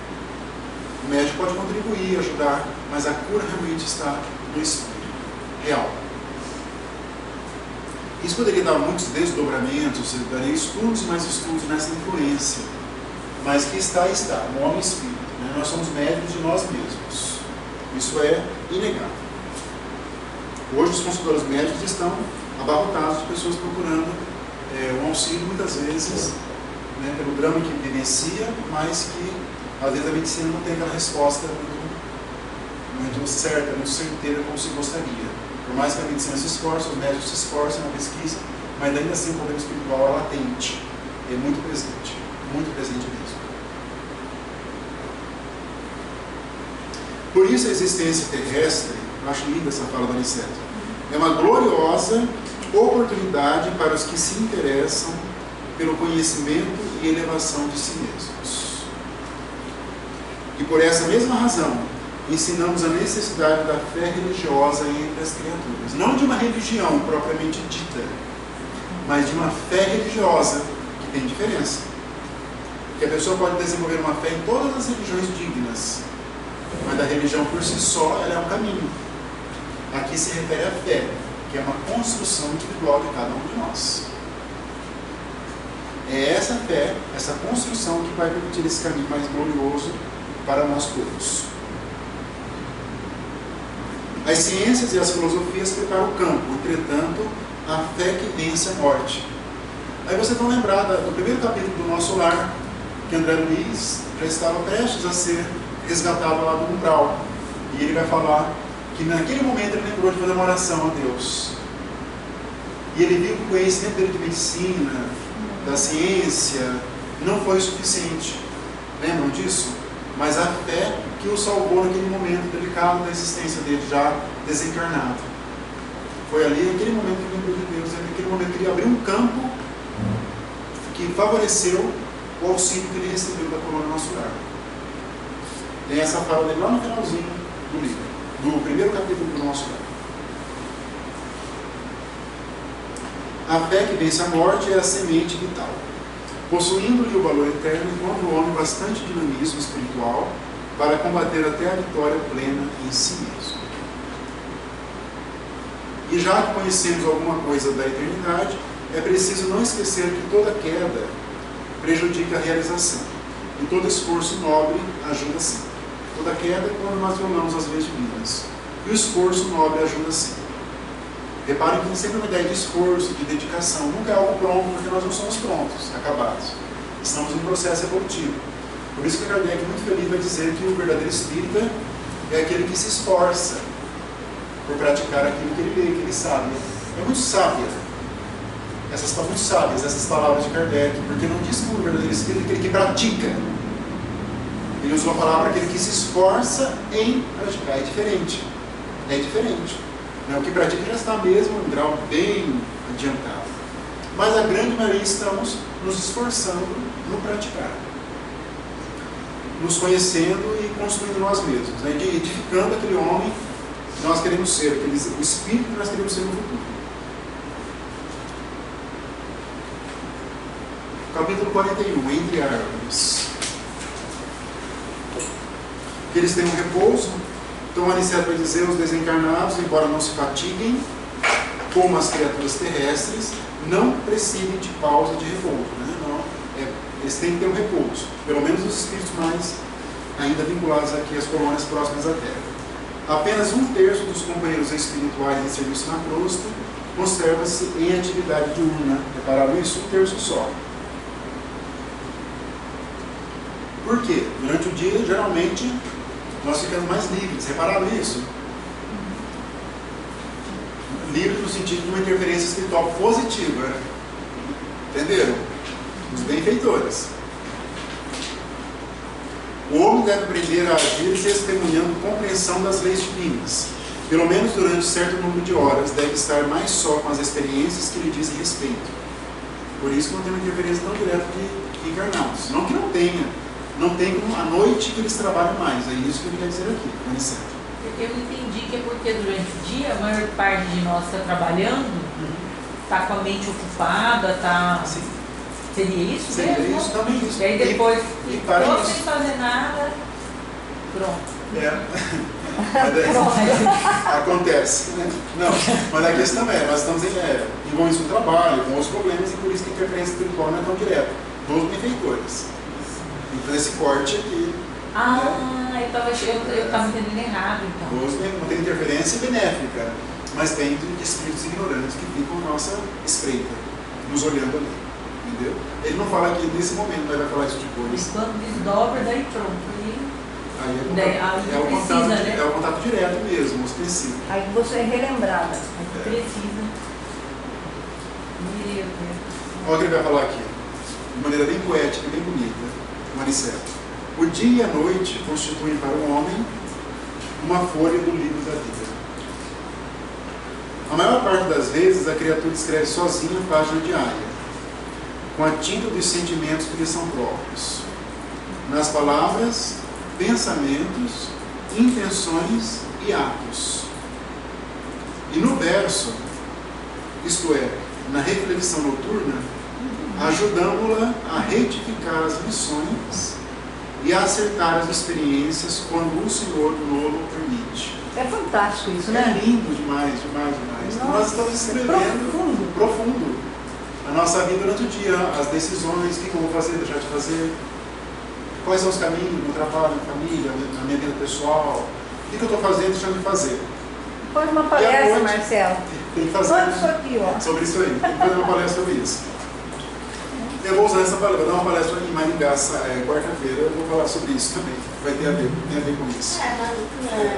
Santo Agostinho fala isso. Fala, A conhecer. reflexão à noite, né? À noite. Exatamente isso. Daquele Mas é jeito lindo, que ele colocou, né? Que de dia a gente faz todo. Aí à noite eles escrevem o verso para. E vão retificando, melhorando, não, melhor ali, não faz isso, faz aquilo, não faz ali, não faz com tanto, vai com calma. Eles vão nos orientando. Quando nós, é a última fala. Quando o Senhor nos permite. Ele permite quando nós estamos sintonizados com os benfeitores. Marcelo, não quer dizer que à noite, no sono, os espíritos inferiores não podem influenciar a gente de alguma forma? Podem e influenciam.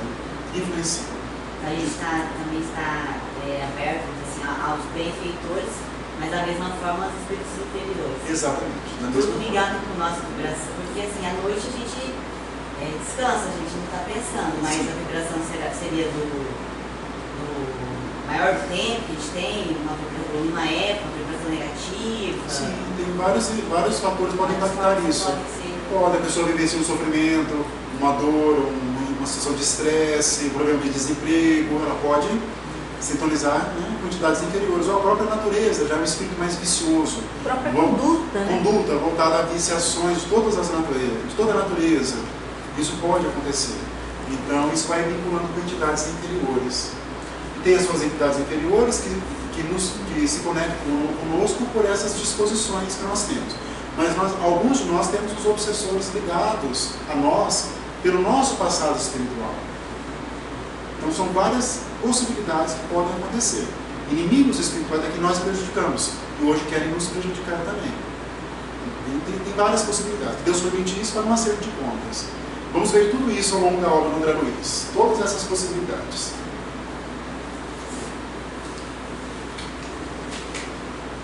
O Aniceto vai falar assim que nós já sabemos. O reino vegetal possui cooperadores numerosos. Isso já está no livro dos Espíritos. E lá no finalzinho da obra Nosso Lar, lembram disso? Lá no finalzinho, a Narcisa está ali perto do André Luiz e ela faz ali uma concentração se comunicando com espíritos que cuidam da natureza. Lembra disso? Pegar um remédio, né? Exatamente, uma substância para ajudar o marido da Zélia, que é a esposa do André Luiz, o atual marido. Lembra disso? Então são espíritos que ajudam na natureza. Não são inferiores ou superiores a nós, estão em outras atividades, de acordo também com a evolução de cada um.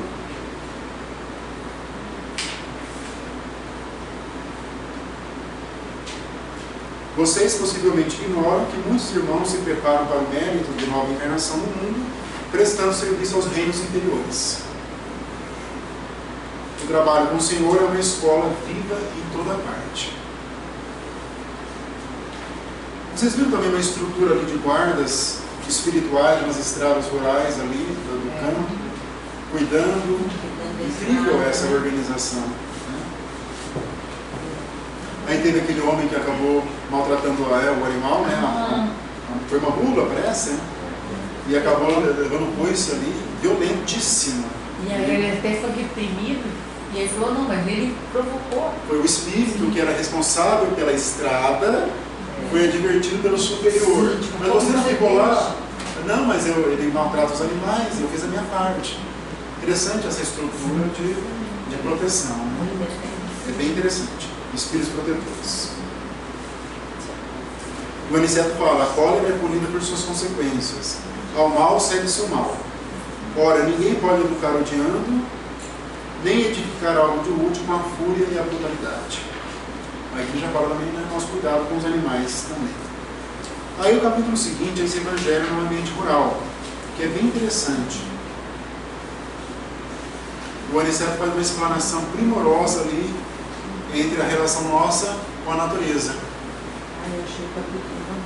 Primorosa. Essa prédica dele teria que ler, até coloquei aqui, reler em casa novamente, porque é muito profunda. É muito profunda a relação que ele trava da nossa relação com a natureza, com o meio ambiente. Vai falar do extermínio de animais, vocês viram aqui? Que realmente é muito preocupante para nós todos, né? Isso nós temos que rever também algumas posições sobre isso. Eu assisti a um documentário, mas é sobre veganismo, no começo deste ano. Não, foi deste ano. 2 documentários, um americano e um brasileiro. E eu não sabia realmente como os animais são muito maltratados, né? Os animais destinados à nossa alimentação. Eles são extremamente maltratados, principalmente as aves. As aves são as mais, assim, são realmente... Não dormem, ficam colocadas em ambientes muito pequenos, as galinhas e outras aves também é assustador. Realmente assustador, né? O uso, a maneira de como os animais são tratados, nós vamos ter que rever essa maneira de nos relacionar com os animais. Isso foi um documentário, mas tem muita gente já com a obra do André Luiz, da década de 40. A luta agora é só com um animal de estimação, né? Por enquanto, né? Verdade.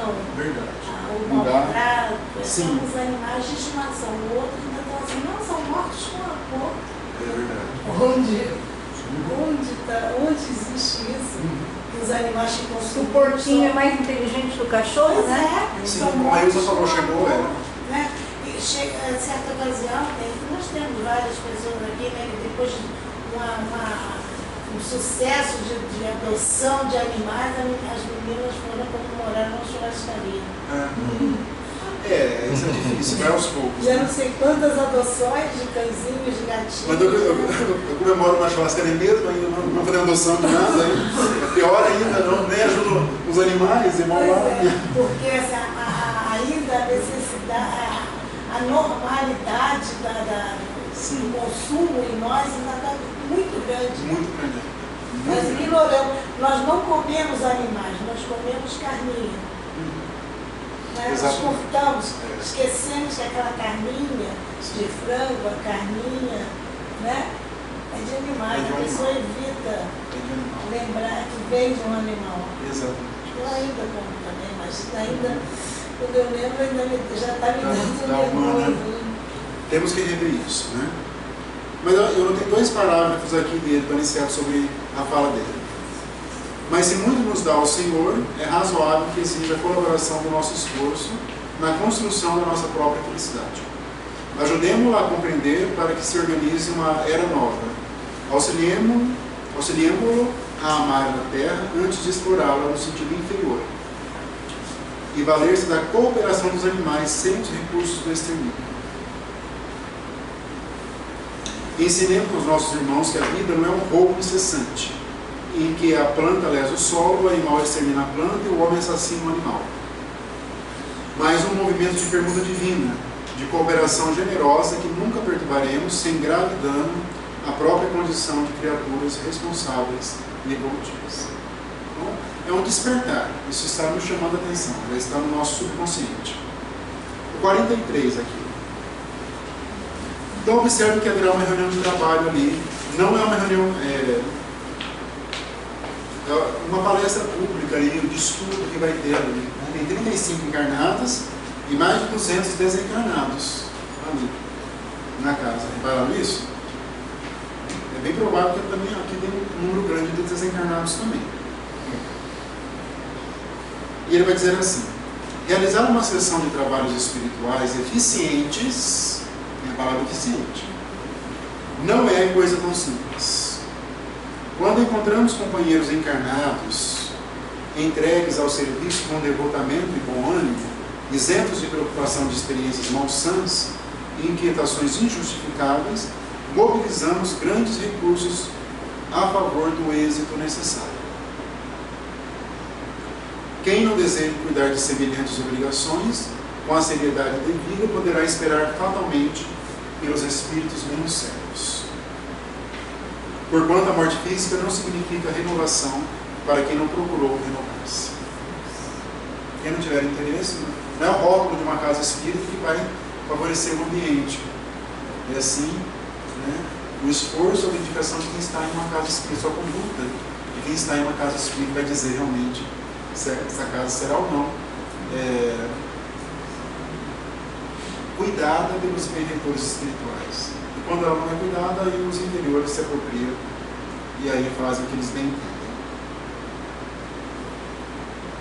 Onde se reúnam almas levianas, aí estará igualmente a leviandade. Alguns fazem declarações levianas no Facebook e outras, mesmo sendo espíritas, altamente levianas. Em todos os setores evolutivos, é natural que o trabalho sincero e eficiente receba recursos sempre mais vastos. Onde se encontre a atividade do bem, permanecerá a colaboração espiritual da ordem superior. Isso é fantástico. Esse é o princípio. Nós espíritas temos que ter essa certeza, senão nós não vamos fazer nenhum tipo de trabalho no movimento espírita. Porque nós não temos, a não ser os médios, no momento da reunião mediúnica, a atenção ostensiva dos espíritos. Nós partimos de um paradigma espírita, que nós somos auxiliados por espíritos, que nós temos a ajuda dos benfeitores, mas isso, claro, está no campo da fé, do nosso esforço. Passou disso, a casa pode ficar refém de espíritos inferiores.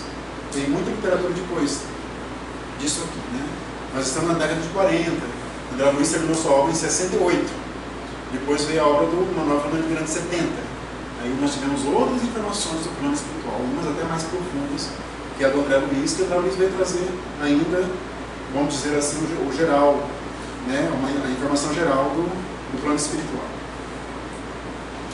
Olha essa fala daí: foram trazidos espíritos sofredores ali para serem auxiliados. Você falaram isso?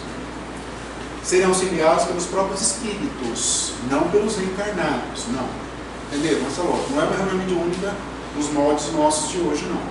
Foram levados vários espíritos sofredores. E o André Luiz fala assim: se fosse concedida, preste atenção nessa fala, a criatura vulgar uma vista de olhos, ainda que ligeira, sobre uma assembleia de espíritos desencarnados, em perturbação e sofrimento, muitos se lhes modificariam as atitudes na vida normal. Nessas afirmativas, devemos incluir igualmente a maioria dos próprios espiritistas, que frequentam as reuniões doutrinárias, alheios ao esforço autoeducativo. Isso é o livro de 1944. Guardando da espiritualidade uma vaga ideia, na preocupação de atender ao egoísmo habitual. Uma pessoa está só de corpo, ela não vivencia, não tem um esforço de nada, pelo contrário, prejudica o movimento espírita. Profundamente o movimento espírita, com essas pílulas de egoísmo, e que não estão preocupados no seu esforço de iluminação interior. Uma pena.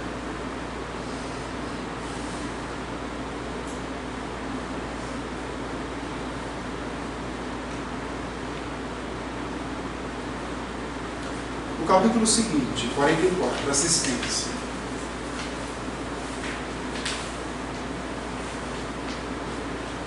Aniceto, basta um sincero propósito de cooperação e a noção de responsabilidade para que sejamos iniciados com êxito em qualquer trabalho novo. Esses são os elementos essenciais. Porque o André Luiz estava em dúvida se deveria ajudar ou não os espíritos ali, sofredores que foram conduzidos à reunião do dia doutrinário que estava vendo ali. Será que eu tenho capacidade de ajudar? Será que eu não tenho? Eu sou muito inferior. Ele falando para si próprio. Por isso que eu iniciei a falar isso para ele. Aí ele vai lembrar uma fala que a Narcisa falou para ele lá no nosso lar. Nunca te negues, quanto possível, a auxiliar os que sofrem. Ao pé dos enfermos, não ouvides que o melhor remédio é a renovação da esperança. Se encontrares os falidos e os derrotados da sorte, fale do divino ensejo do futuro. Se fores procurado algum dia pelos espíritos desviados e criminosos, não profiras palavras de maldição. Anima, eleva, educa, desperta, sem ferir os que ainda dormem. É difícil se animar, elevar, educar e despertar sem julgar. É difícil. Deus opera maravilhas por intermédio do trabalho de boa vontade. Aí o André, nesse conceito disse, ajudou lá um espírito que estava ainda com resquício de um problema de visão. Desencarnou e continuava não enxergando. E ele magnetiza, né? Dá um passo e ela consegue enxergar. Estou vendo, estou vendo. Ele fica impressionado com isso. E o Aniceto vai lá e já fala para ele: André, a excessiva contemplação dos resultados pode prejudicar o trabalho. Em ocasiões como essa, a vaidade é o que tira o brilho das boas obras, porque a pessoa ela quer o brilho para ela e não para as obras. Isso é vaidade. Isso é vaidade. Isso não tem no nosso movimento espírita atual. Não ouvides que todo bem procede dele, Deus, que é a luz de nossos corações. Somos seus instrumentos nas tarefas de amor. O servo fiel não é aquele que se inquieta pelos resultados, nem o que permanece enlevado na contemplação deles, mas justamente o que cumpre a vontade divina do Senhor e passa adiante. O servo é aquele que cumpre a vontade e não espera se vai acontecer ou não vai, ou se aconteceu, deixou de acontecer, não. Ele faz aquilo que deve fazer e vai e prossegue. Planta semente, né? E quem colhe é Deus. E o próprio beneficiado. Ninguém pode se vangloriar disso, isso é muito pernicioso. Extremamente pernicioso. Com perigo. Perigo. Muito. A vaidade é muito perigosa, nesse sentido. Muito perigosa mesmo. E ela desvia mesmo. A pessoa querer ser sempre acha que é melhor, ela quer receber as honras, ela quer sempre ser o destaque. Né? Isso é muito, muito prejudicial, extremamente pernicioso. O Aniceto, o que nos deve interessar é a semeadura do bem, a germinação, o desenvolvimento, a flor e o fruto pertencem ao Senhor, pertencem a nós. Nós devemos ter então esse ímpeto disso.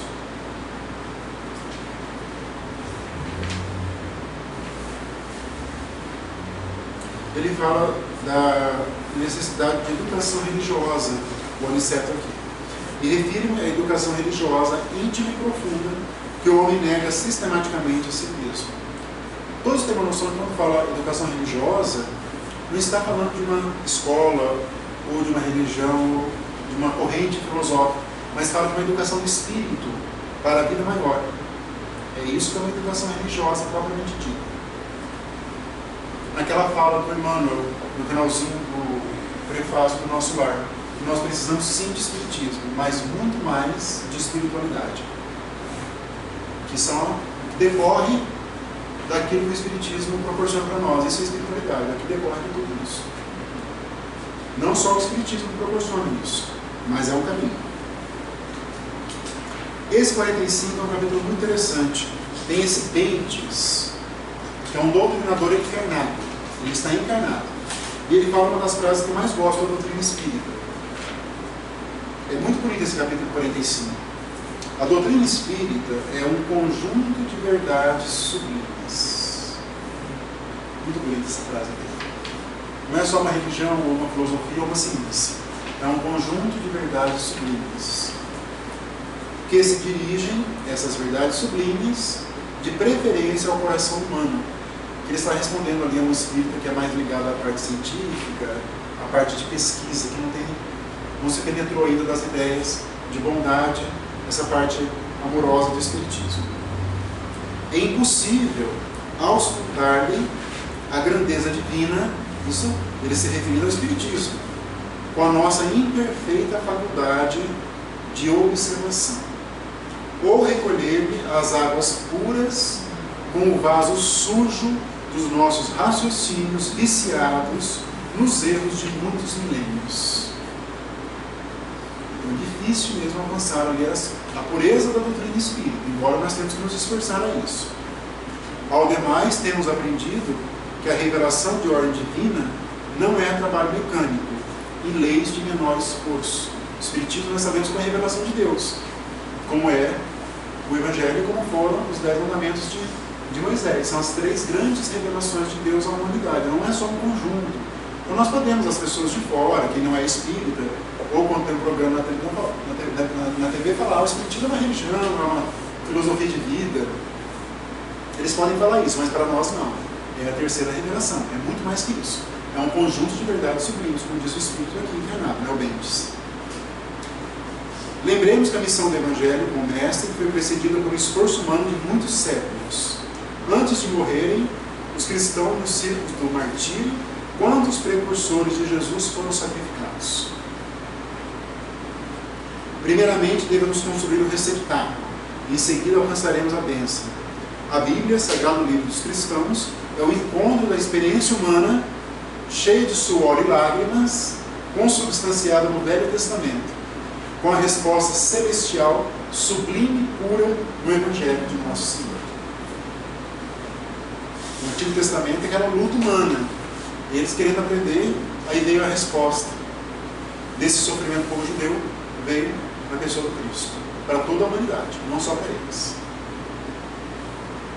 A doutrina espírita é uma fonte sublime e pura, inacessível aos pruridos individualistas de qualquer de nós, fonte na qual cada companheiro deve beber a água da renovação própria. Esse capítulo é muito profundo, muito profundo. A doutrina espírita é apresentada realmente como um caminho ali certo e preciso para o nosso progresso espiritual.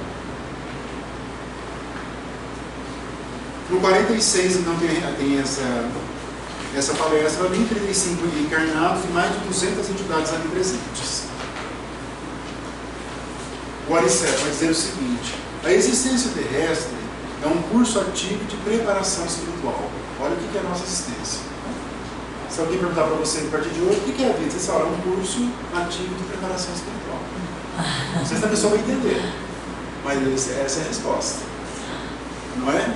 E quase sempre não faltam na escola os alunos ociosos que perdem o tempo ao invés de aproveitá-lo, ansiosos pelas realizações mentirosas do menor esforço.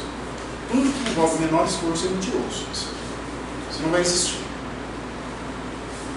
O Evangelho está cheio de sagrados roteiros espirituais, e o discípulo, pelo menos diante da própria consciência, deve considerar-se obrigado a conhecê-los. Olha, o Evangelho está cheio de roteiros espirituais, e nós devemos conhecer esses roteiros, somos obrigados a conhecer esses roteiros espirituais. Mais adiante, o Aniceto: ler os regulamentos da vida para os cegos e para os ignorantes é obra meritória, mas, repetimos, aos que já se encontram plenamente informados, não será menosprezo ao valor do tempo?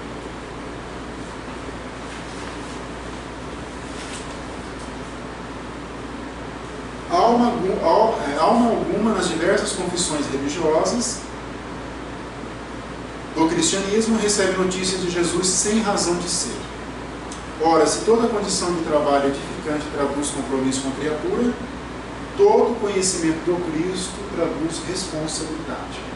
Por isso que o Emmanuel fala que o Espiritismo nos trouxe a responsabilidade de viver. Até então nós vivíamos normalmente, mas com o Espiritismo nós passamos a ter uma responsabilidade de viver.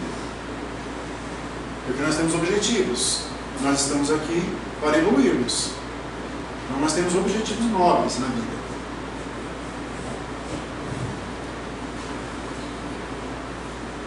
Cada aprendiz do mestre está no dever de observar a consciência, conferindo-lhe os alvítres profundos com as disposições evangélicas. O nosso interesse imediato agora deve ser, acima de todos, aquele que se refira à espiritualidade superior. Essa deve ser a nossa preocupação aqui na Terra.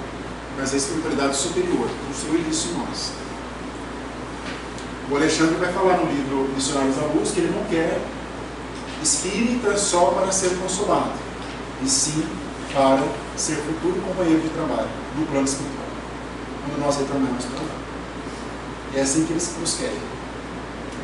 O instrutor Alexandre é um espírito, vocês vão ver, né? Quem já leu já sabe do que eu estou falando, de altíssima envergadura espiritual.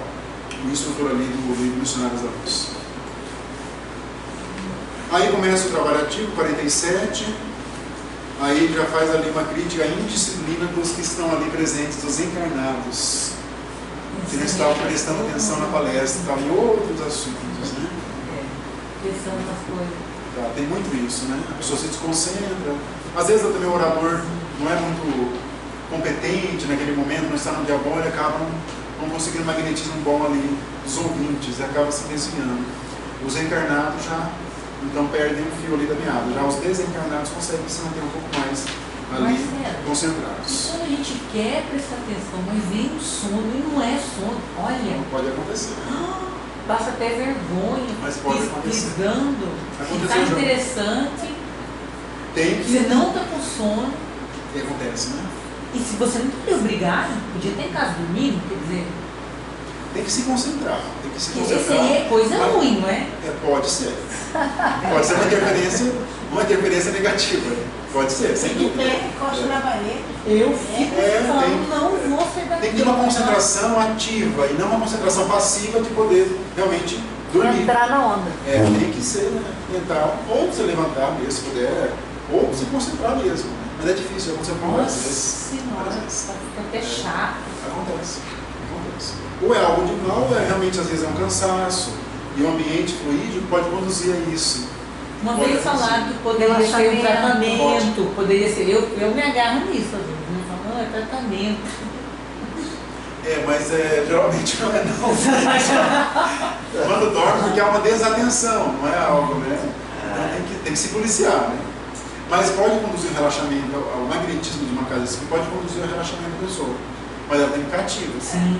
Numa reunião mediúnica também pode acontecer isso, não é só numa reunião, numa audição de palestra pública, não. Pode acontecer. Mas tem que ter uma concentração. Eu não tinha pensado nisso. Mas acontece mesmo, não adianta. Isso aí, nós somos ainda num plano de espíritos ainda imperfeitos, né?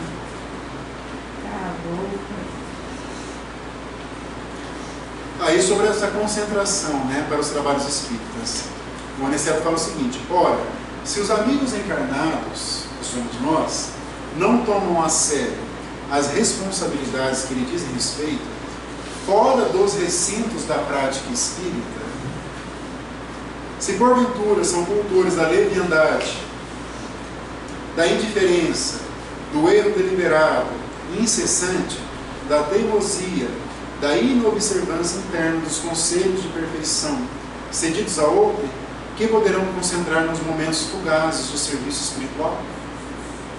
Tem a ver com muito, né? Isso. Boa concentração exige vida reta. Mas eu vi um monte. Vida reta. Para que os nossos pensamentos se congreguem uns aos outros, fornecendo potencial de nova união para o bem, é indispensável o trabalho preparatório de atividades mentais na meditação de ordem superior. Temos que tentar manter o nosso pensamento superior. É difícil, isso aí requer uma disciplina longa, de muitos anos, talvez de mais de uma encarnação, mas nós temos que tentar. Essa é a semente de mostrar da parte da concentração da meditação.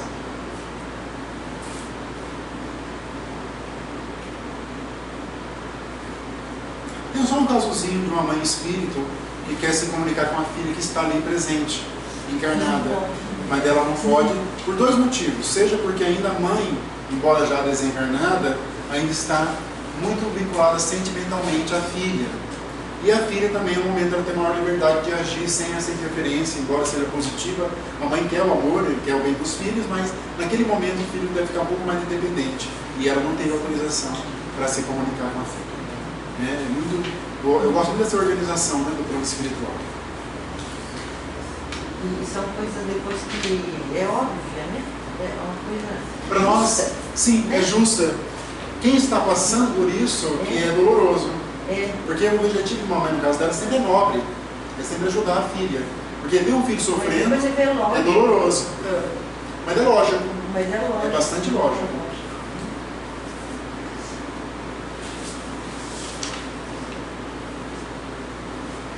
Aí André nos pergunta por que alguns desencarnados são levados ali a lugares onde estão os encarnados, se eles não poderiam ser atendidos só no plano espiritual. Já se questionaram isso? Por que alguns espíritos são conduzidos para perto de nós encarnados? Tem uma explicação ligada ao magnetismo mesmo. O Aniceto diz assim: para fortalecer as possibilidades de adaptação dos desencarnados dessa ordem inferior ao novo habitat. O serviço de socorro é mais eficiente ao contato das forças magnéticas dos irmãos que ainda se encontram envolvidos nos círculos carnais. O nosso magnetismo ainda ele é concentrado no fluido vital, que só nós que temos, os desencarnados não têm fluido vital. Mas esses que estão numa transição, recém-desencarnaram, não têm muito conhecimento, ainda estão mais ligados a nós. E esse magnetismo nosso, que é fruto do fluido vital, ele é benéfico, no sentido de ainda trazer uma espécie de compreensão para eles, de que eles possam abrir um campo, vamos dizer assim, para receber um auxílio. É isso que acontece muito numa reunião mediúnica hoje. Aí ele se dirige até o necrotério, tem uma jovem que desencarnou, que ela ouve a voz do noivo que está desencarnado. E ela morre de medo. Escondida no corpo. Está lá na gaveta do necrotério, escondida no corpo, literalmente. Olha que situação. E era um espírito bom, apenas ignorante. Vocês repararam isso? E ela nem passou pelo umbral. Ela é realmente um espírito ignorante dessas verdades. E o Aniceto se apresentou como sendo médico para ela, dialogou com ela. Vocês já sabem aí, se vocês ouviram a voz de alguém que já se foi, já fazem uma análise. Já desconfia, né? E ela falando para ele: professor, acredito que eu ouvi a voz do meu noivo, que já é morto, já é falecido, né? Ela pergunta, o Aniceto, que por sua vez já é desencarnado também, né? E depois ela foi conduzida ali, né? É igual o Sexto Sentido, né? O filme, né? Igualzinho. É igualzinho, Sexto Sentido. Lembra do filme Sexto Sentido? Assistiu? Não assistiu? Isso aparece? O espírito. Sim. É, o psiquiatra, né? Ele acaba. Ele acha que ele está vivo. Ele acha que está vivo. Isso é descoberto no final do filme apenas que. Aí quando eu assisto de novo, eu falo: nossa, como eu não percebi isso? Eu nunca percebi. Os outros também, Os é a mesma outros, coisa. com a Nicole Kidman também, que a família fica lá desencarnada, né? E ela morre de medo também. Não sabe, morre de medo. Não sabe que são desencarnados. Muito bem feito esse filme, Os Outros. Embora não seja espírita, propriamente dito, mas é muito bem feito. Muito bem feito. Aí tem o capítulo Pavor da morte. né, 49, Máquina Divina. 48. 48? 49. Não, Ah, é, 49. A máquina divina é o 49. Serpente é interessante. É uma sacudida do espírito medroso. Ah, sim. O casinho da serpente. Sim, sim. O Pavor da Morte da criança, da jovem, né? Ah, é da jovem. Da jovem. É que eu não falei mesmo. E o 49 da Máquina Divina, daquele homem com leucemia. Lembram, né? Ele vê todo Para mim é o melhor aquela... capítulo de tudo que a gente viu até agora. Verdade. Ah, é por quê? O que você viu dele? Porque é impactante a descrição de todo o processo que está acontecendo e você imaginar que aquilo foi escrito por Chico Xavier. Sim. Você está entendendo? Porque se tivesse sido escrito por um médico, por uma pessoa com aí é que vem a história do convencimento da gente, né? Fala, não pode. Isso aqui é impactante. Eu acho que para mim Aquelas o melhor descrições melhor realmente disparado, o maior para mim. É interessantíssimo esse capítulo mesmo, né? E eu só porque uma fala do Aniceto sobre isso. É na mente que temos o governo dessa usina maravilhosa. Não possuímos aí tão somente o caráter, a razão, a memória, a direção, o equilíbrio, o entendimento. Tudo isso na mente. A mente como sendo sede do governo do espírito. Mas também o controle de todos os fenômenos da expressão corpórea.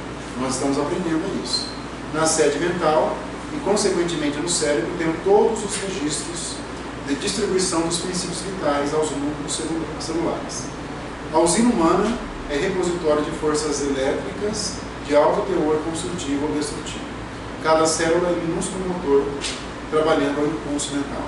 Esse assunto vai ser abordado no livro No Mundo Maior, sobre o cérebro. Vamos esperar mais isso. Os 50, indo para os finalmente, aqui a desencarnação de Fernando. A mãe, como sempre, né, tem uma mãe espírita ali sofrendo pelo filho. O pai geralmente não. Geralmente, não pode reparar. A mãe está sofrendo. E ela não foi autorizada a levar o filho. Repararam isso?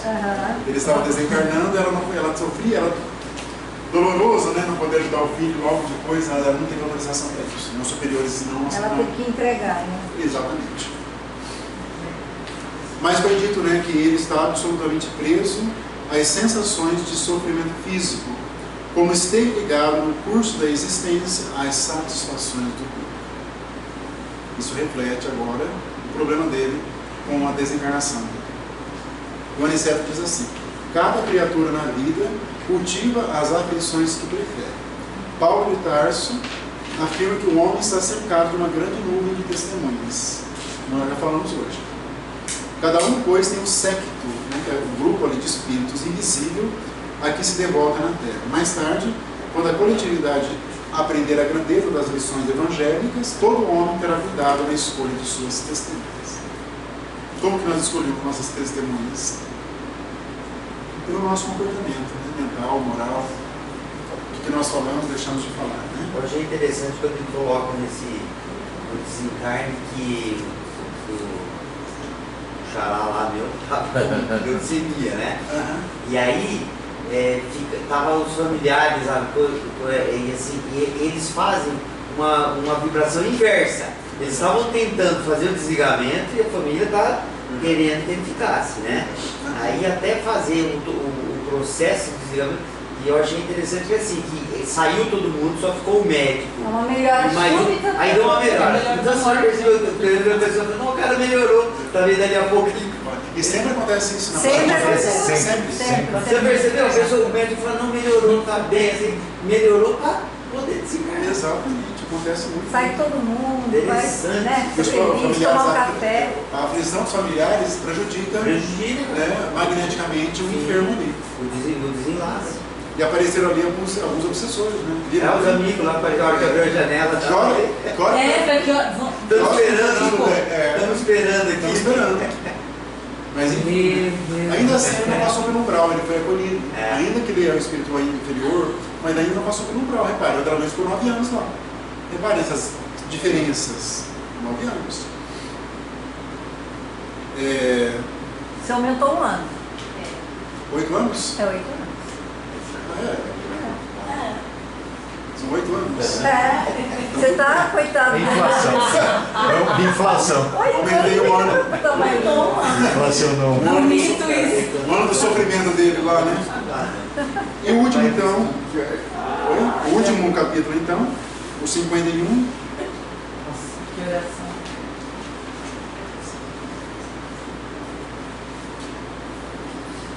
Só uma fala aqui dele, né?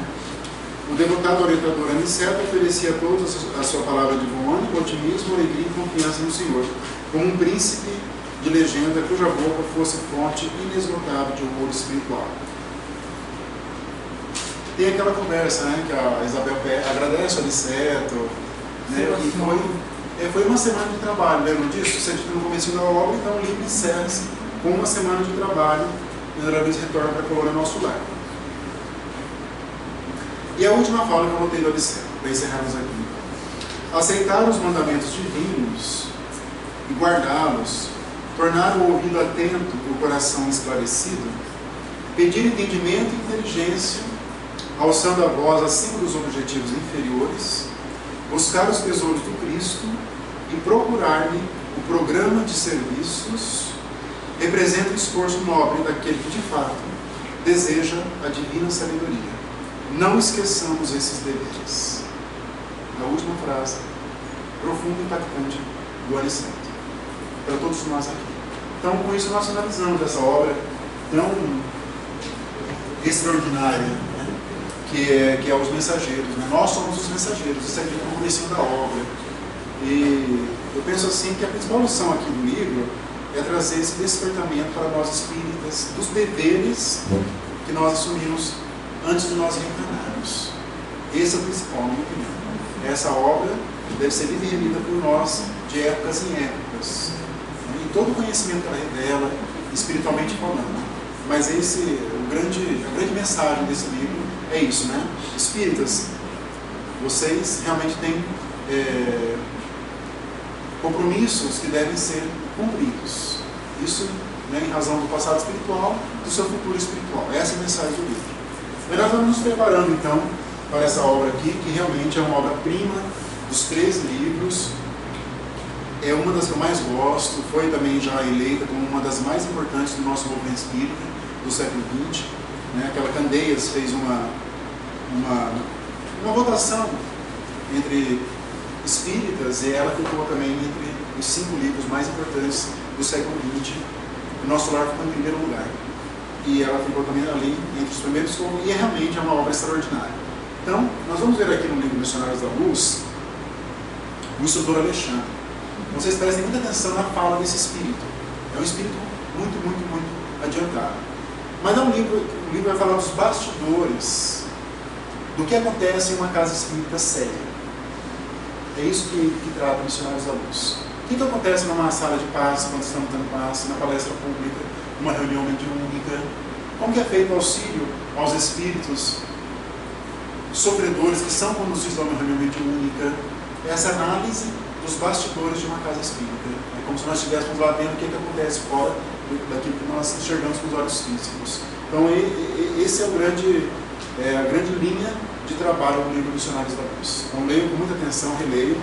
Eu li faz pouco tempo, vou reler de novo, em razão do outro grupo, porque eu gosto muito dessa obra. Né? E principalmente do espírito Alexandre, que realmente é diferenciado em relação a outros espíritos. Amanhã, mesmo de manhã, eu já passo o roteiro de estudo para quem quiser acompanhar no WhatsApp, tá? Se quem não estiver ainda, me fala depois que eu vou adicionar. Então, no nosso grupo, que não tem interação, é só recado aqui do estudo, tá bom? Alguém tem mais alguma dúvida? Nosso prazo aqui, o nosso tempo está no limite. Na próxima segunda não tem, né? Tem, vamos ter. Eu acabei antecipando a nossa pausa. Agora é 3 seguidas. Uma diária. Agora são 3 seguidas. Mas vocês vão gostar, porque missionários Uma delícia. Realmente, na minha leitura particular, é um dos 5 livros que eu mais gosto da doutrina, tirando a obra do Codificador. Das obras complementares, está entre os 5 melhores livros, ao lado de Paulo Estevam, ao lado do Nosso Lar. É engraçado que você lê um capítulo, aí na hora que você vai pegar o segundo capítulo, parece que você tem que ler o primeiro de novo, porque parece que você não aproveitou tanto. É interessantíssimo. Tem a encarnação do Segismundo, que é um capítulo de quase 100 folhas. Nós vamos ver como que o Espírito encarna, um processo bem minucioso de encarnação. Então é isso. Eu tenho que terminar um pouquinho mais cedo nos próximos encontros para vocês conversarem, dialogarem um pouco mais. Eu estou avançando muito, mas depois desse próximo, porque hoje não podemos mais, porque chegamos, né? Então eu vou encerrar hoje. Eventuais dúvidas, fiquemos para o nosso próximo encontro daí, tá? Eu vou encerrar com uma prece. Pai Celestial, agradecemos ao Senhor mais uma vez, podermos ter acesso a esse conhecimento doutrinário que tem ampliado a nossa visão de vida, a nossa visão da imortalidade. Que possamos, Pai, prosseguir unidos nesse esforço de conhecer a nós mesmos por meio do conhecimento espírita. Que possamos sempre interiorizar todo esse saber para que possamos construir aos poucos aquele reino que Jesus prometeu quando esteve aqui conosco. Agradecemos ao Mestre Jesus, o seu Evangelho, que nos ilumina. Agradecemos aos Espíritos protetores aqui da casa, principalmente os responsáveis pelo setor de estudo, e que possamos cada vez mais avançar, não só em conhecimento, mas também em responsabilidade. Que possamos, Pai, todos nós retornarmos hoje aos nossos lares, com a nossa mente mais iluminada, com ideias superiores. É o que pedimos, Pai, em Teu nome, hoje e sempre, assim seja. Pessoal,